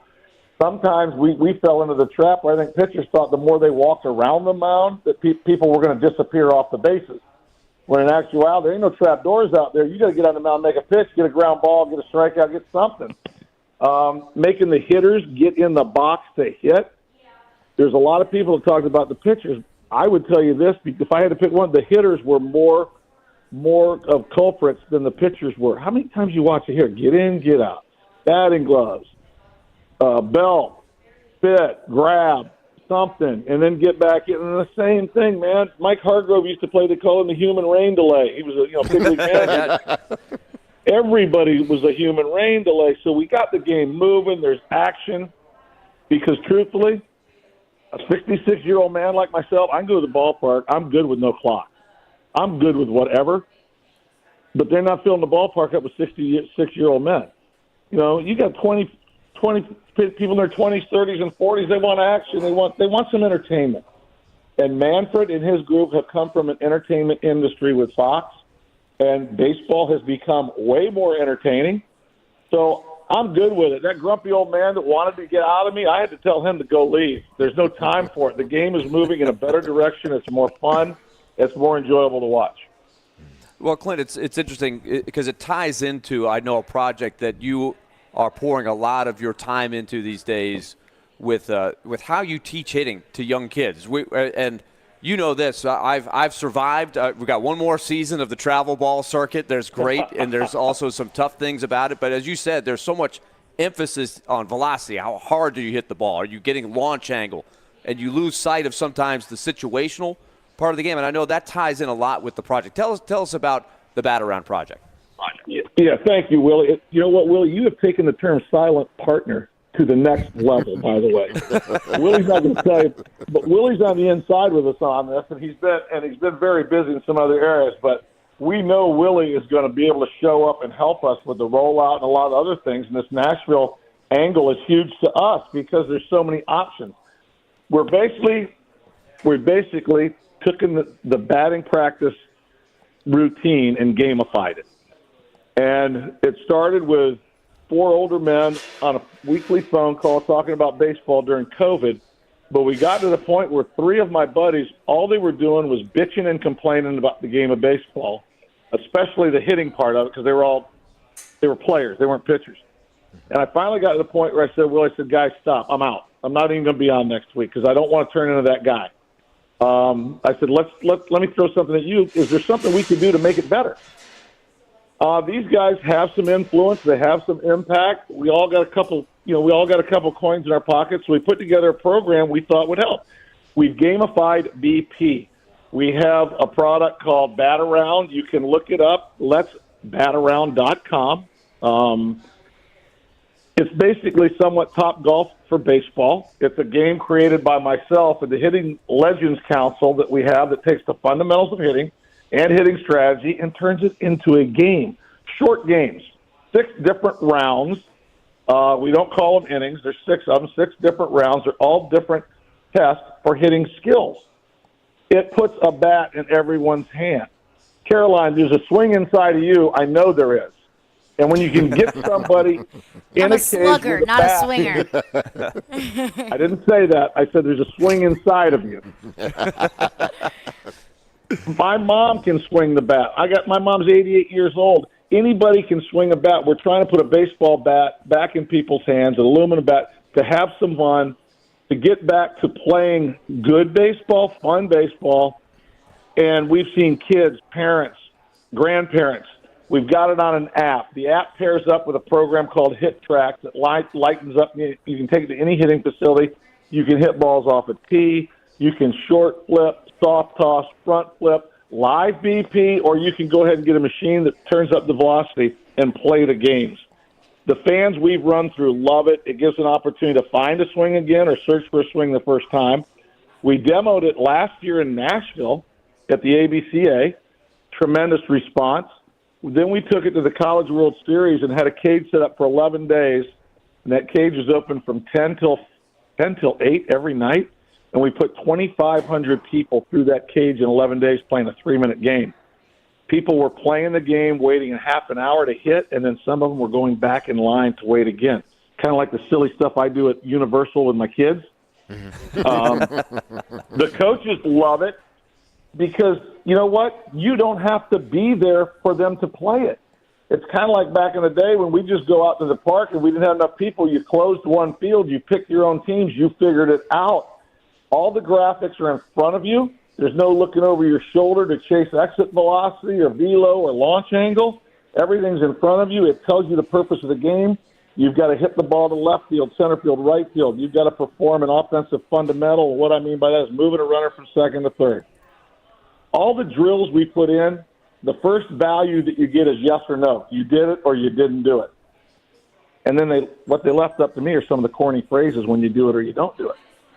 Like, if walk-off is the game we play, everybody understands what a walk-off is, right, D-Mase? A walk-off? Yep. So here, bases loaded. You're down by 1. Here's the pitch. You pop it up. What comes up on the screen is take a shower, bust in 45 minutes. It doesn't call you a loser. It doesn't say you stink. It just lets you know the reality. No, sorry, no. Or, dog pile at home, whatever it is. But the players, we've actually played it and walked away where no adults are around, and the kids figured out on their own by the graphics. The game tells them what they need to do and where they're going to score points. The software is available now. Our audience is players, parents, and local coaches. We've had tremendous response already to a lot of travel ball teams. We're getting into high schools. But we're just beta testing it now. We're going to have it in hitting facilities around. We hope to get to Nashville. Got one up there as well. And eventually we'll be able to take this game outside for corporate events, for fantasy camp opportunities. We're better in Nashville to put together some type of fantasy camp or corporate event where I know a couple of the people that kind of work on Music Row. And now I shook hands with Brad the other day, so we're best friends. So I'm going to tell everybody. But you pull everybody together. Baseball is a wonderful game. It's an engaging game. And I think the fact that we just kind of soft sell it down, we want everybody to play. We want boys, girls, men, women, a family reunion, whatever you want to do, bring it out and play the game. So that part of it, we're humanizing again. Kids, I don't see a need for a 12-year-old kid to have a 28-degree launch angle and hit the ball 93 miles an hour off the barrel. He's not even into his man strength yet. So we're back to having some fun. Clint Hurdle, appreciate you for joining us. We look forward to the future of baseball in Nashville, whether that's MLB, bat around, both. We appreciate your time, and thanks for joining us. Caroline, you're welcome. I can't wait to see your swing. Oh, you better get, I'll start stretching today. You better get ready. Clint, appreciate it. Have a good one, and Merry Christmas to you and your family. Thanks, D-Mate. Thanks, Willy. Merry Christmas.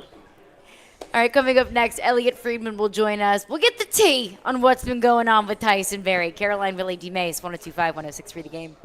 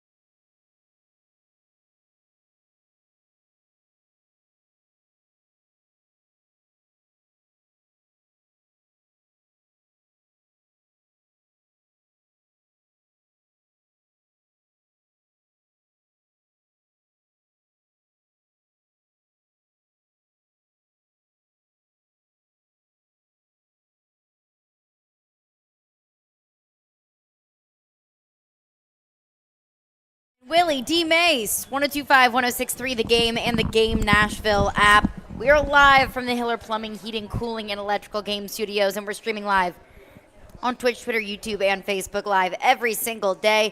Live out here at Pete and Terry's Tavern. The Predators in action tonight, taking on the Tampa Bay Lightning. And joining us now is Elliot Friedman of the 32 Thoughts podcast and Sportsnet.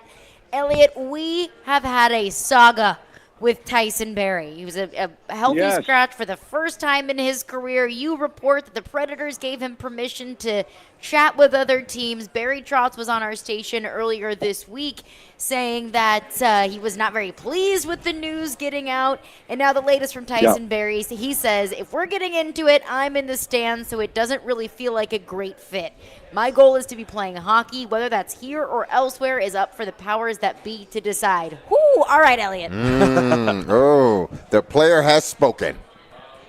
Where do we go from here? Look, well, first of all, I'd like to say that some of my friends found Trotz's quotes from earlier this week on your radio station, and they were gleefully sending them to me.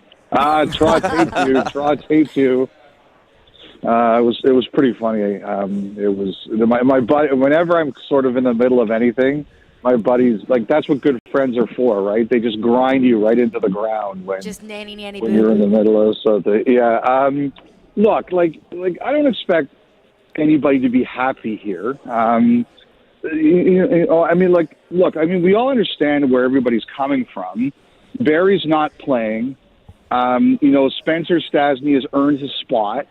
I look, like, other guys have sat. Fabro's sat. It's very clear to me in year one of the Barry Trotz era, it's a lot about figuring out who's here for the long run and who isn't. And look, I just think that the way the Predators look at things, Barry is not here for the long run. At least not at a contract that Barry would like. So, he didn't play the one game, and it's perfectly within Andrew Burnett's right to decide who he wants in and out of his lineup. That's what the coach does. And so Barry can see the writing on the wall. Trotz can see the writing on the wall. And I think he thought he was doing Barry a favor and just saying, okay, you have permission to talk to teams. Now, Trotz likes his business private, just like David Poile always liked his business private. And the tough thing is that, like, I heard his quote that there were only 4 people who knew. Well, that was probably the case when the conversation was held between the Predators, Barry, and Barry's representative, who's Bane Pettinger. And then once Pettinger is allowed to call other teams, it just gets out there. GMs start talking to their staff. People are asked for opinions. It doesn't take long. And, to be honest, because Saturday is my day, you guys know me, I'm on the phone a lot, I'm texting a lot. But Saturday, because that's our big show night, I'm really out there. So it just happened that morning I begin my spree of calls and texts, and the information comes. And, I checked it. I knew it was true. And I understand why Trotz gets mad about this, because he doesn't like his business out there. But, these things are going to get out. And it's unfortunate that it's taken a bit of a sideways turn like this, but this is business. This is business on both sides. It is the Nashville Predators saying, you know what, Tyson, you're not part of our future, at least not of what you're used to financially. And it's Tyson Barrie saying, okay, if that's the case, my contract is up. I can't have my value plummeting. I need to go somewhere where I can play and show what I can do. These things are not mutually exclusive. They can both be true.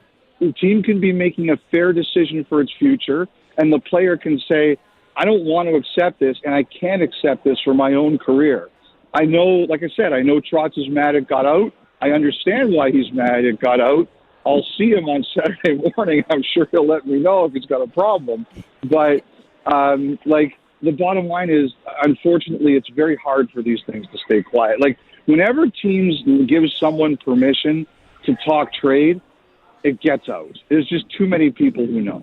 Right. And it feels like a breakup is inevitable. Tyson Berry doesn't sound happy here. He wants more playing time. Barry Trotz Yeah. and Andrew Burnett don't seem happy with the level of play that Tyson Berry has given this team. So a breakup feels inevitable. But what's the market like for Tyson Berry?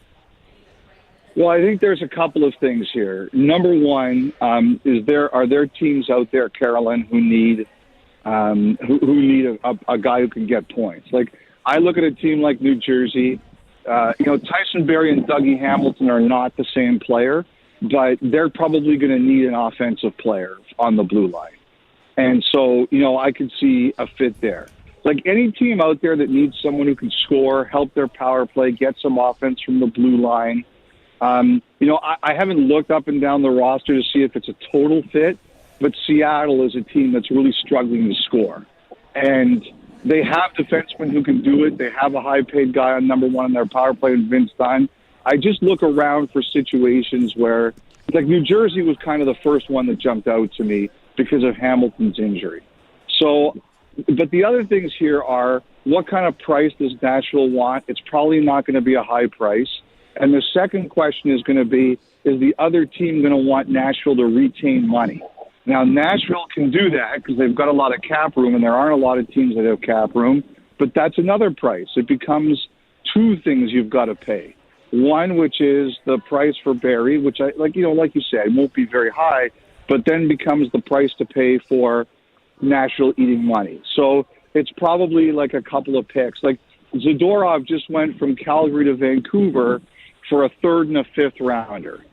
And they didn't have to get any money, but that was what happened. So, the price is probably somewhere around there, give or take. Now, Elliot, with that being said, we understand that the Predators have, a plethora of defensemen on their team, and they even got guys that are coming back. When do you expect this to potentially happen? Or is it a timeline that if it doesn't get done by here, just expect him to stay on the team? I think that simply comes down to, I think the fact that it unfolded this way so publicly, and, sometimes, Derek, and you've been in a dressing room before, like the players know if someone's unhappy and things like and like that, right? But it doesn't always spill out so publicly, and it doesn't always spill out so publicly so honestly. Like I've seen situations where it gets out and everybody's polite about it. Well, it's just not working out here, and we're going to see what we can do. And the player says, I really like it here. I like my teammates, but my role just hasn't worked out, and we'll see if there's something that can work out. Like in this case, like both sides have kind of bared their fangs a little bit, right? Mm-hmm. So I think in that kind of case, it simply comes down to, how quick. Like I think there's probably a desire to get it done as quick as possible on both sides. But again, you've got to have a partner, and there's probably got to be a conversation about Nashville eating some money.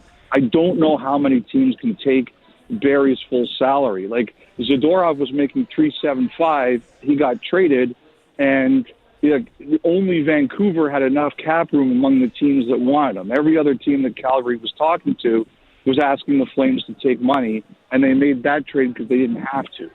So I think it's complicated. To me, it's like both sides want to move this along as fast as they can, but there isn't a lot of financial flexibility for teams to do this stuff right now. It's almost like hurry up and wait, in a sense.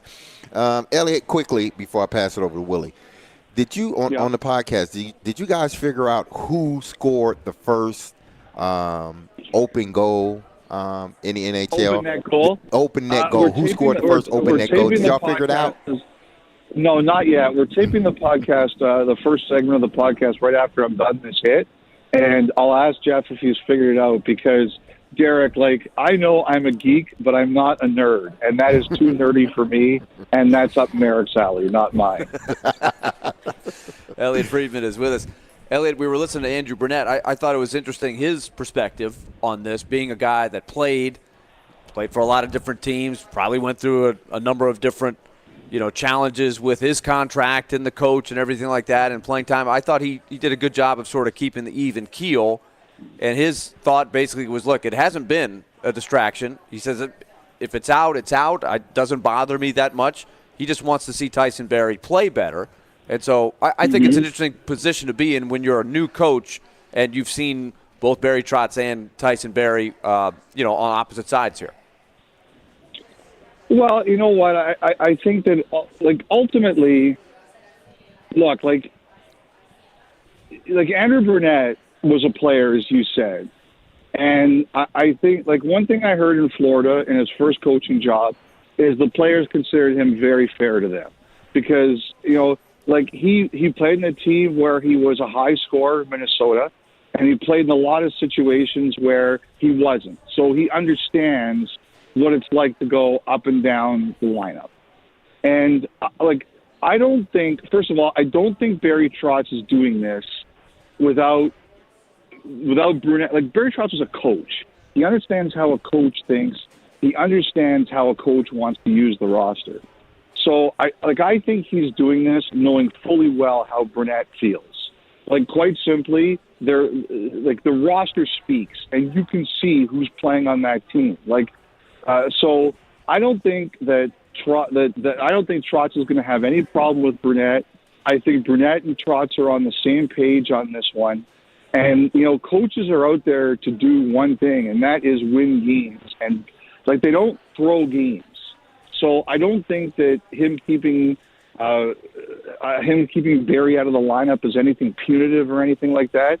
He just feels that he's not one of his 6 best defensemen. So I would expect that the two of them, and I'm talking about Trotz and Barrie, are firmly in lockstep on this one.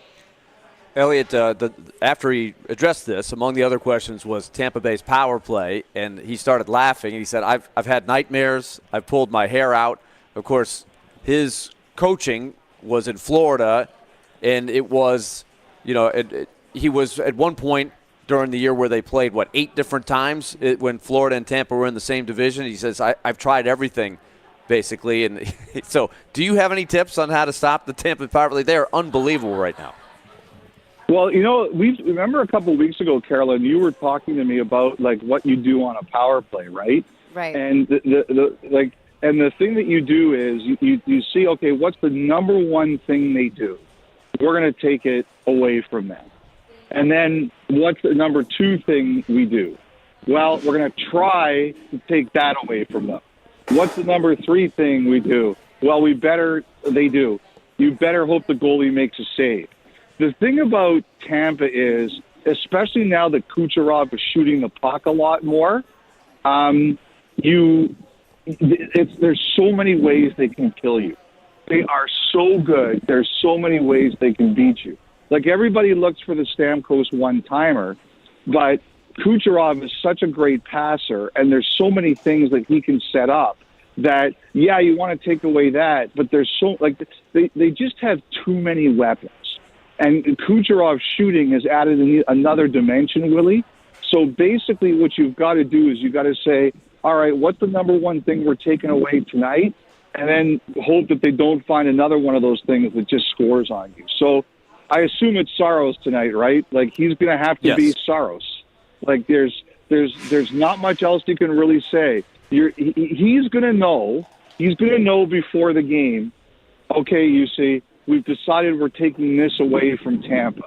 If they score on this, it's because we did a terrible job of stopping it. But here's what you have to be prepared for, and that's what it will be. You've had a really big resurgence so far with Minnesota and with Edmonton, who looked great on national TV last night with the coaching changes here. It's interesting. It was easy to kind of say, well, these guys, they might be done. But all of a sudden, boom, in a short period of time, both are making some pretty good runs. So it looks like some pretty good drama is going to be brewing here in the Western Conference with the depth of it. Yes, and you know what? Minnesota has crawled back in. They're right around. They're still not at 500 points percentage. I got told not to use winning percentage, points percentage. But points percentage, but they're getting closer, and now they've got games in hand, right? So if they keep going at their pace, the way they've been lately, it'll jump up. I think the other thing, too, that I really look at when it comes to the West is that, nobody's run away with it. Like, there's the top teams at the top, but the teams at the bottom, like that's one thing. In the first month of the season, like, you have to get off to such a great start. Because if you can, because of the loser point in this league, you can really eliminate teams. The West didn't do that.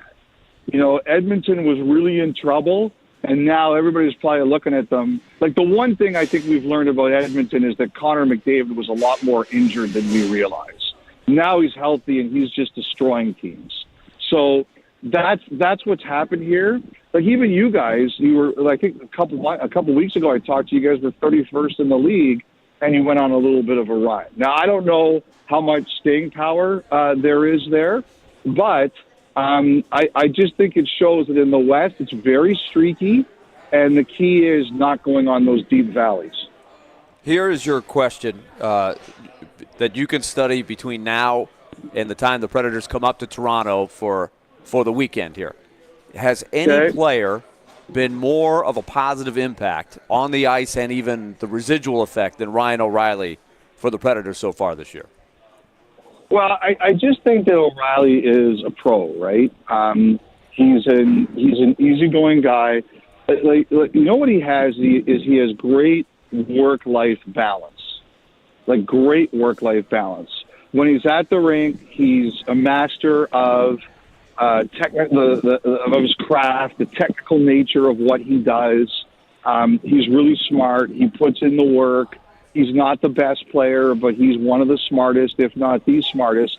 And then away from the rink, he's a guitar player. He finds other things that occupy his life. And I just think that he teaches that well. Like, one of the things about being a pro athlete is you probably have a better chance at achieving a work-life balance than a lot of other people who work a lot of other jobs. You have to be serious about what you do, but you have downtime to pursue other things. And O'Reilly is very good at that. He's a very grounded person. He's demanding, but he's understanding, and I'm not surprised in the least bit. Like, one of the things, like, every year during free agency, I make a list of where I think people could go. I didn't see that coming for O'Reilly in Nashville.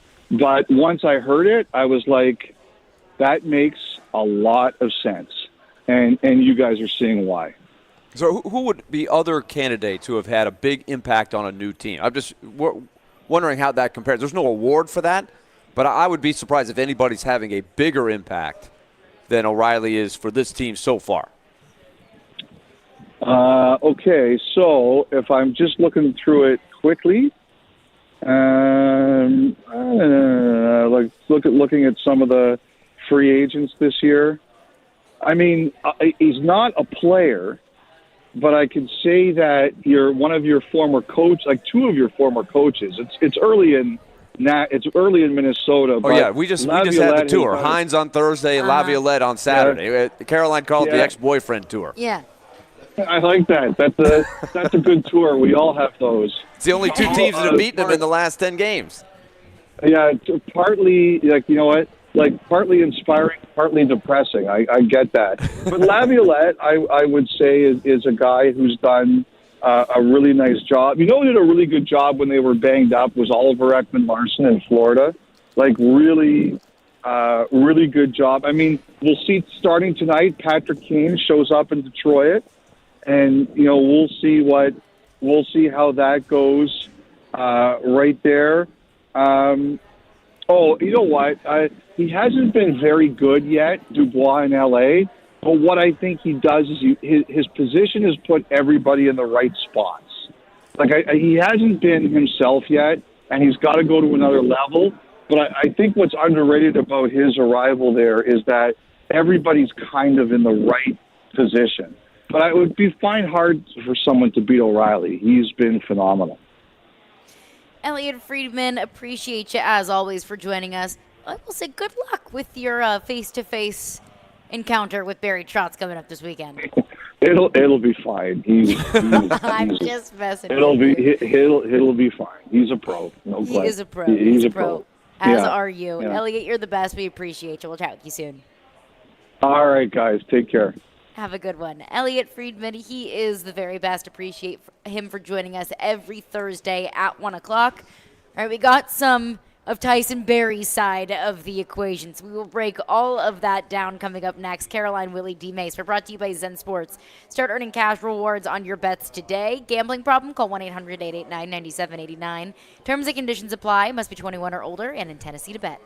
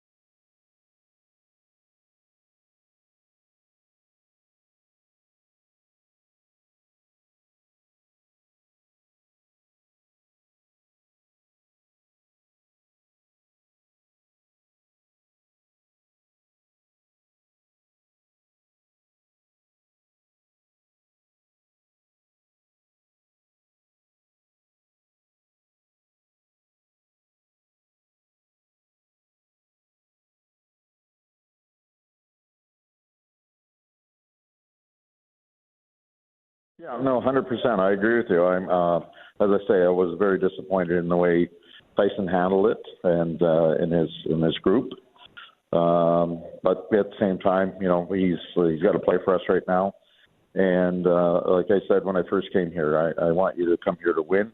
I don't want you to come here to retire. So if you don't want to be part of the organization or feel like you can contribute, then we'll work together to get you in a better situation. But I'm not going to do anything to hurt the Predators or a team's chances of winning based on a player's reaction to sitting out a game. There's many top players in the league have got sat this year around the league, and everybody has a different level of we'll say professionalism or maturity, whatever it may be, of handling a situation. So you hear it around the league. Different players handle it differently, and Tyson handled it this way, and that's not necessarily the way I would want it to be, but at the same time, it is what it is, and we have good communication with Tyson with his with Andrew, myself, and his agent. So we're all good. He's got to play. He's just got to play better, plain and simple. We usually don't scratch players who we just feel that there's a better ceiling for Tyson himself.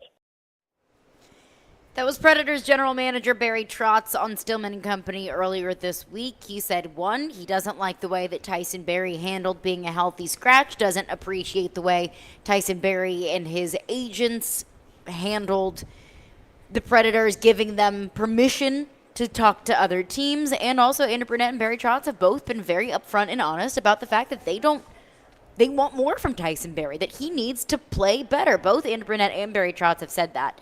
Tyson Barrie spoke with the media earlier today. Tyson Barrie said, well, if we're getting into it, I'm in the stands, so it doesn't really feel like a great fit. My goal is to be playing hockey. Whether that's here or elsewhere is up for the powers that be to decide. Now, Robbie Stanley tweeted this out. Willie, you texted Robbie, said, hey, what was kind of the way that he said it? What was the tone? Was it kind of jokey? Yeah, because Tyson Barrie is one of those guys who could be self-deprecating. If you heard him on Smashville Live last week, and Junie mentioned this to me, I heard the show. It was great radio. It was Hal Gill, it was Max Hurst, Ryan O'Reilly, and Tyson Barrie. And Barrie is just he lights up a radio. He makes fun of himself. He makes people laugh. So I was just wondering the context of how it went. Was he just sort of making fun of himself a little bit? But Robbie says that maybe not was the case. It sounded more like Robbie's take was, he wasn't really sure he was going to be asked about it. He really wasn't planning on saying anything, but kind of he starts it off by saying, like, if we're going to get into it, and he just let it go. Get into it. Yeah. And he said it, and so when it's in print, you don't know the tone of the person's voice, so it's out there, and so that is going to be read by a lot of people, I'm sure.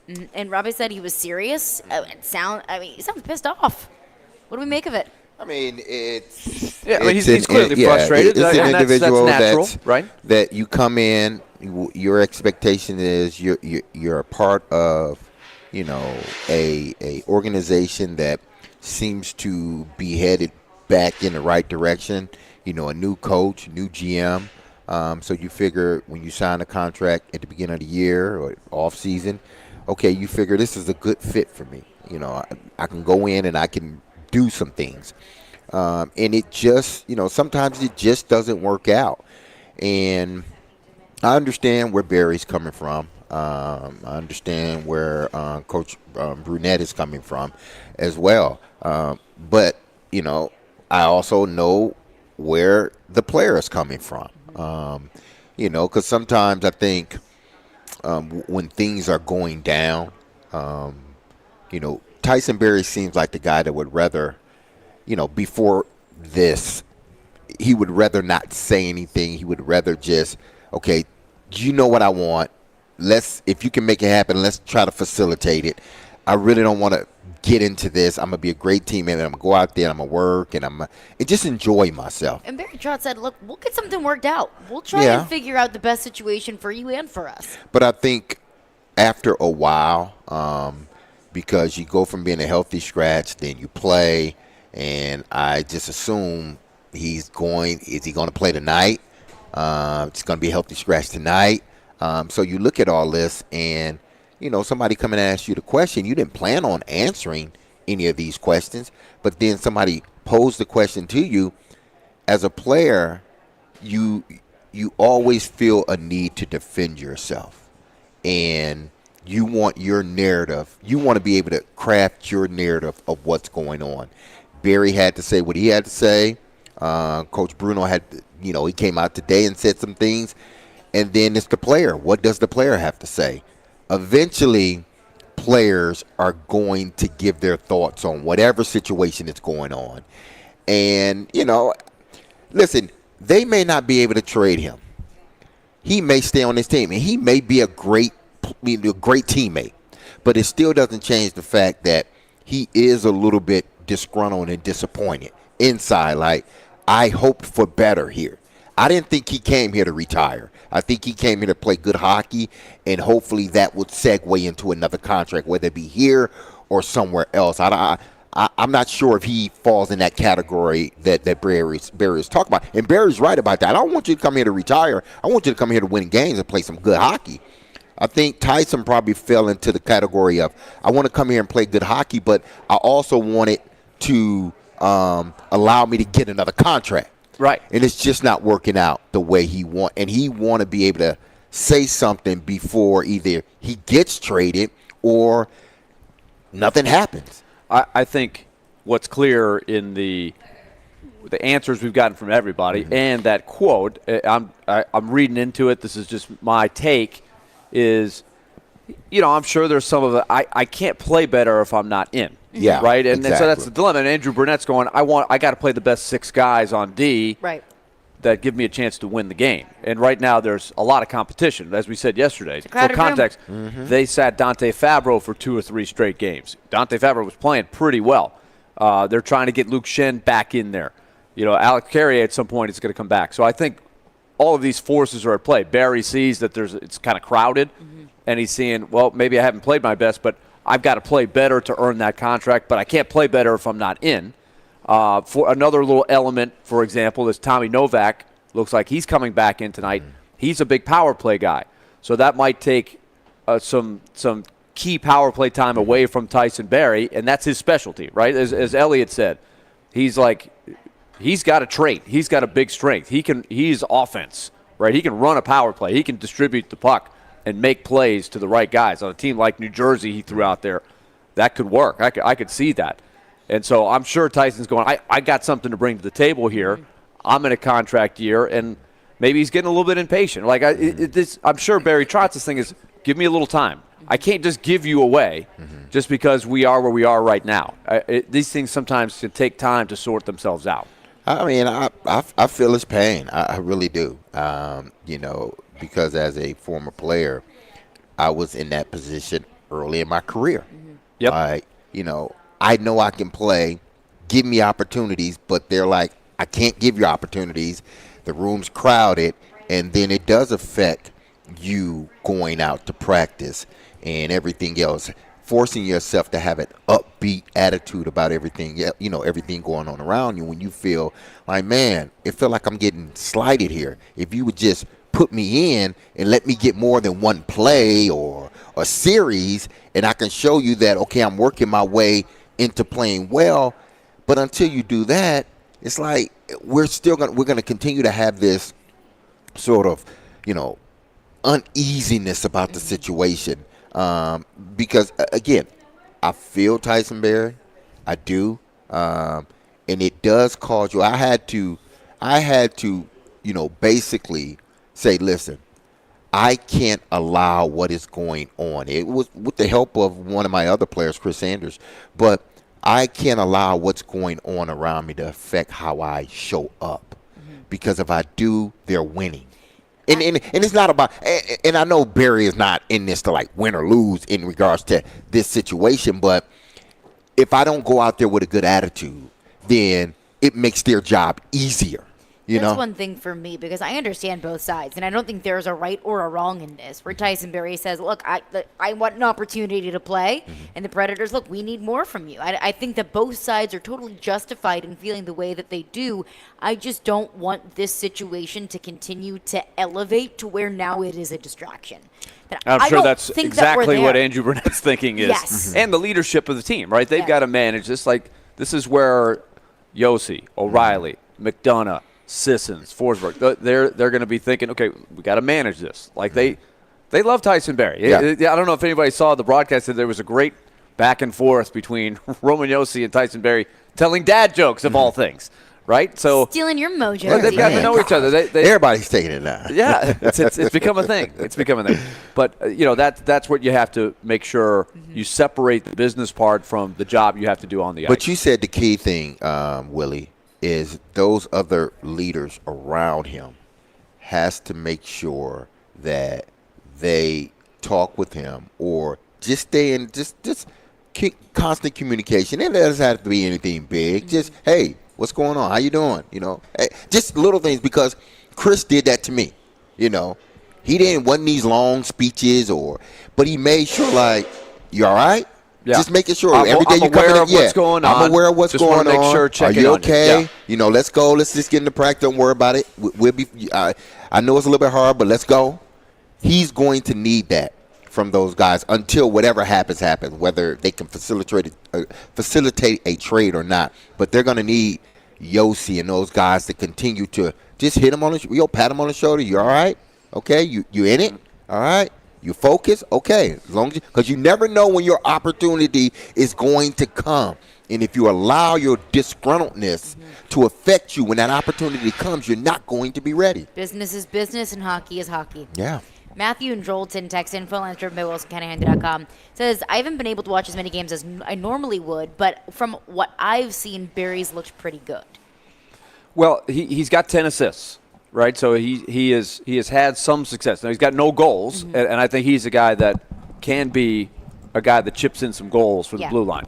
But so as a puck distributor, he's got 7 of the 10 points are on the power play. The power play, I think overall we would say is quite a bit better than it was last year. It has not been a problem. They've been pretty consistent, steady on the power play. He's helped with that. I think his overall game is where, in the 5-on-5, is where I think you're seeing Andrew Burnett. When he says he's got to play a little bit better, I think there's, if you look at the analytics and things like that, maybe not as sharp as he can be. And like we said, there's competition. There's a lot of guys that are about equal, right? And Fabro, Carrier, Stasny, guys who are competing for that time are younger than he is. And you heard Elliott say, Barry probably is not a guy that is going to be with the team long term. And so that kind of stinks for him, right? So if it's close, the younger guys are the ones they want to sort of look at a little bit more. Really, when Barry Trotz says, I'm not going to do anything that's going to hurt this ball club, and I just thought about what you just said about Tyson Berry, 7 out of 10 points came on the power play. I think that's something Barry means. I'm just not going to, give you away for nothing. Right. And then when we need you for a power play, we don't have anybody that can do the things that you do. Two so guys that could get would hurt hurt. tonight. That would hurt the power. That would hurt the team. Right. Yeah. Two guys could be out, and you might really need Tyson Berry, and then that could be great for Tyson Berry because he gets to play, and maybe he plays better. You never know what's around the corner. Playing pissed off, that could be a good thing. Where he looks Yeah. really good, trade value goes up. It's best for both parties involved. So it's going to be something that we'll be following, and we'll continue to keep everyone updated with the Tyson Berry situation. But coming up next, we got a Thursday night football game tonight, and it is a clunker. But you can make some money on it. Get a little financially invested in it. So our friend Allie Milnicki of Zen Sports will join us coming up next, giving us her best bets of the night. Caroline, Willy, D-Mase, make your silly underdog picks for your chance to win weekly prizes. You can play at theGameNashville.com or the 1025 The Game app. Silly Underdog Picks is presented by Volunteer Hose and Gasket.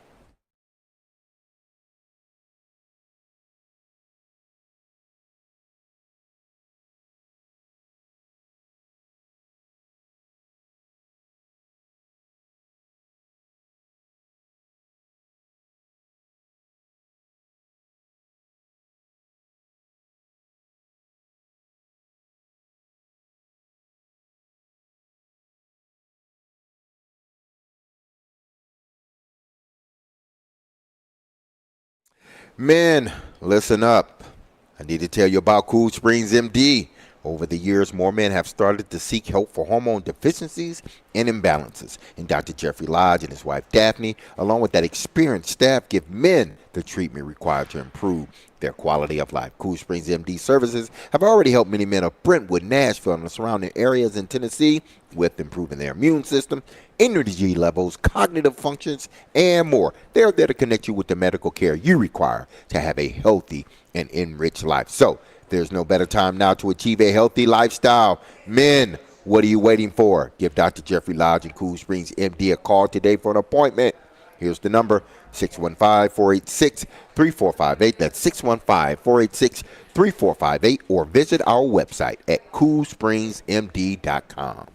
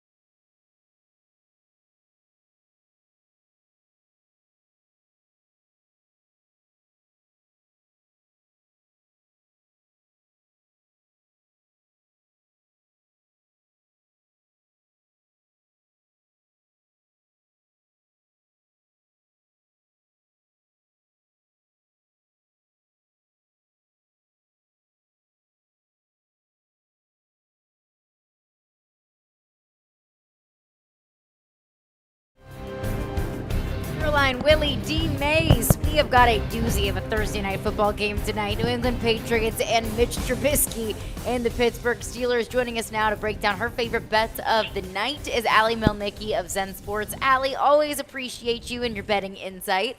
Like I said, it's not the best game tonight, but people can still be invested in it, put some bets on the table. So what do you think is the best bet of the night? How long it takes for Bill Belichick to resign from the Patriots after the thing? Over under like 6.5 minutes. Pretty much. No, I like the under. I mean, when was the last time Patriots scored more than double digits?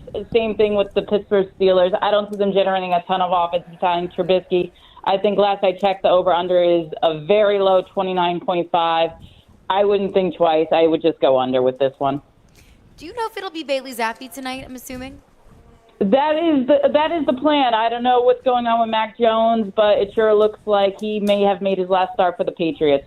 Oof, tough. So if you had to put some money on it, more passing yards, Bailey Zappi or Mitch Trubisky, who you taking? Ooh, I gotta go with Zappi. I think with Trubisky, he has more of a running game to lean on. I think they'll try to keep it out of his hands. And Trubisky is a mobile quarterback himself, so he can be scrambling in the pocket. So I'd actually go with Zappi on this one, though. It pretty much is a coin flip.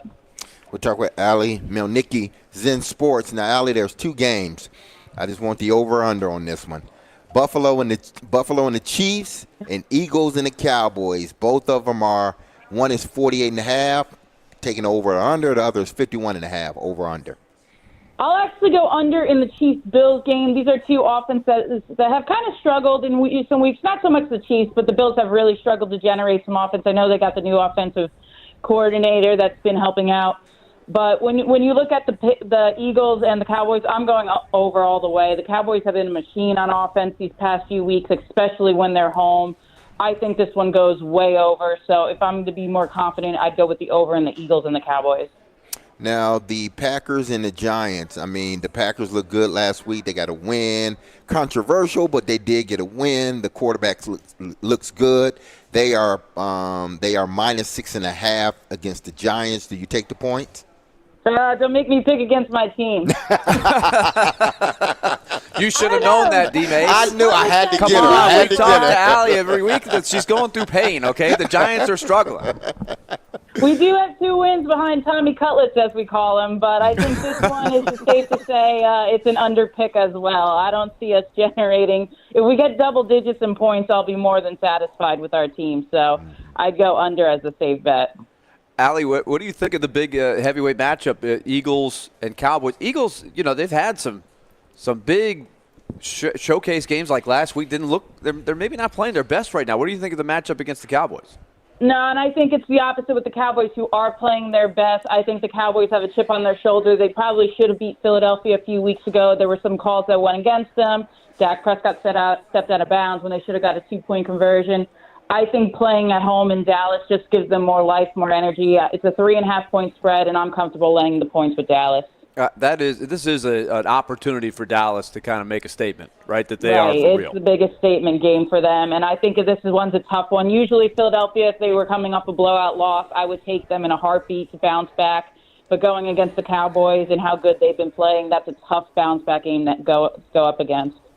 Now, Allie, if you believe in Mike Vrabel, then you think that they can go down, go to Miami and not necessarily win the game, but they can make it much closer. Sure, the line right now, you could think they would win, but I don't know.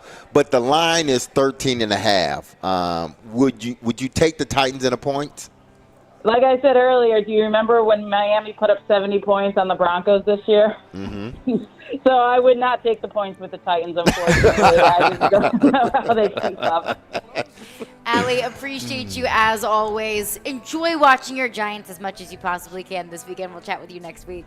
Great. Thank you, guys. Appreciate it. That is Allie Melnicki, our friend over at Zen Sports, and that is going to do it for us today. Predators in action tonight at 7 p.m. Puck drop at 7. Pre-game coverage 102.5, the game at 6 p.m. Stillman & Company is up next. Be love and love on your people. Peace.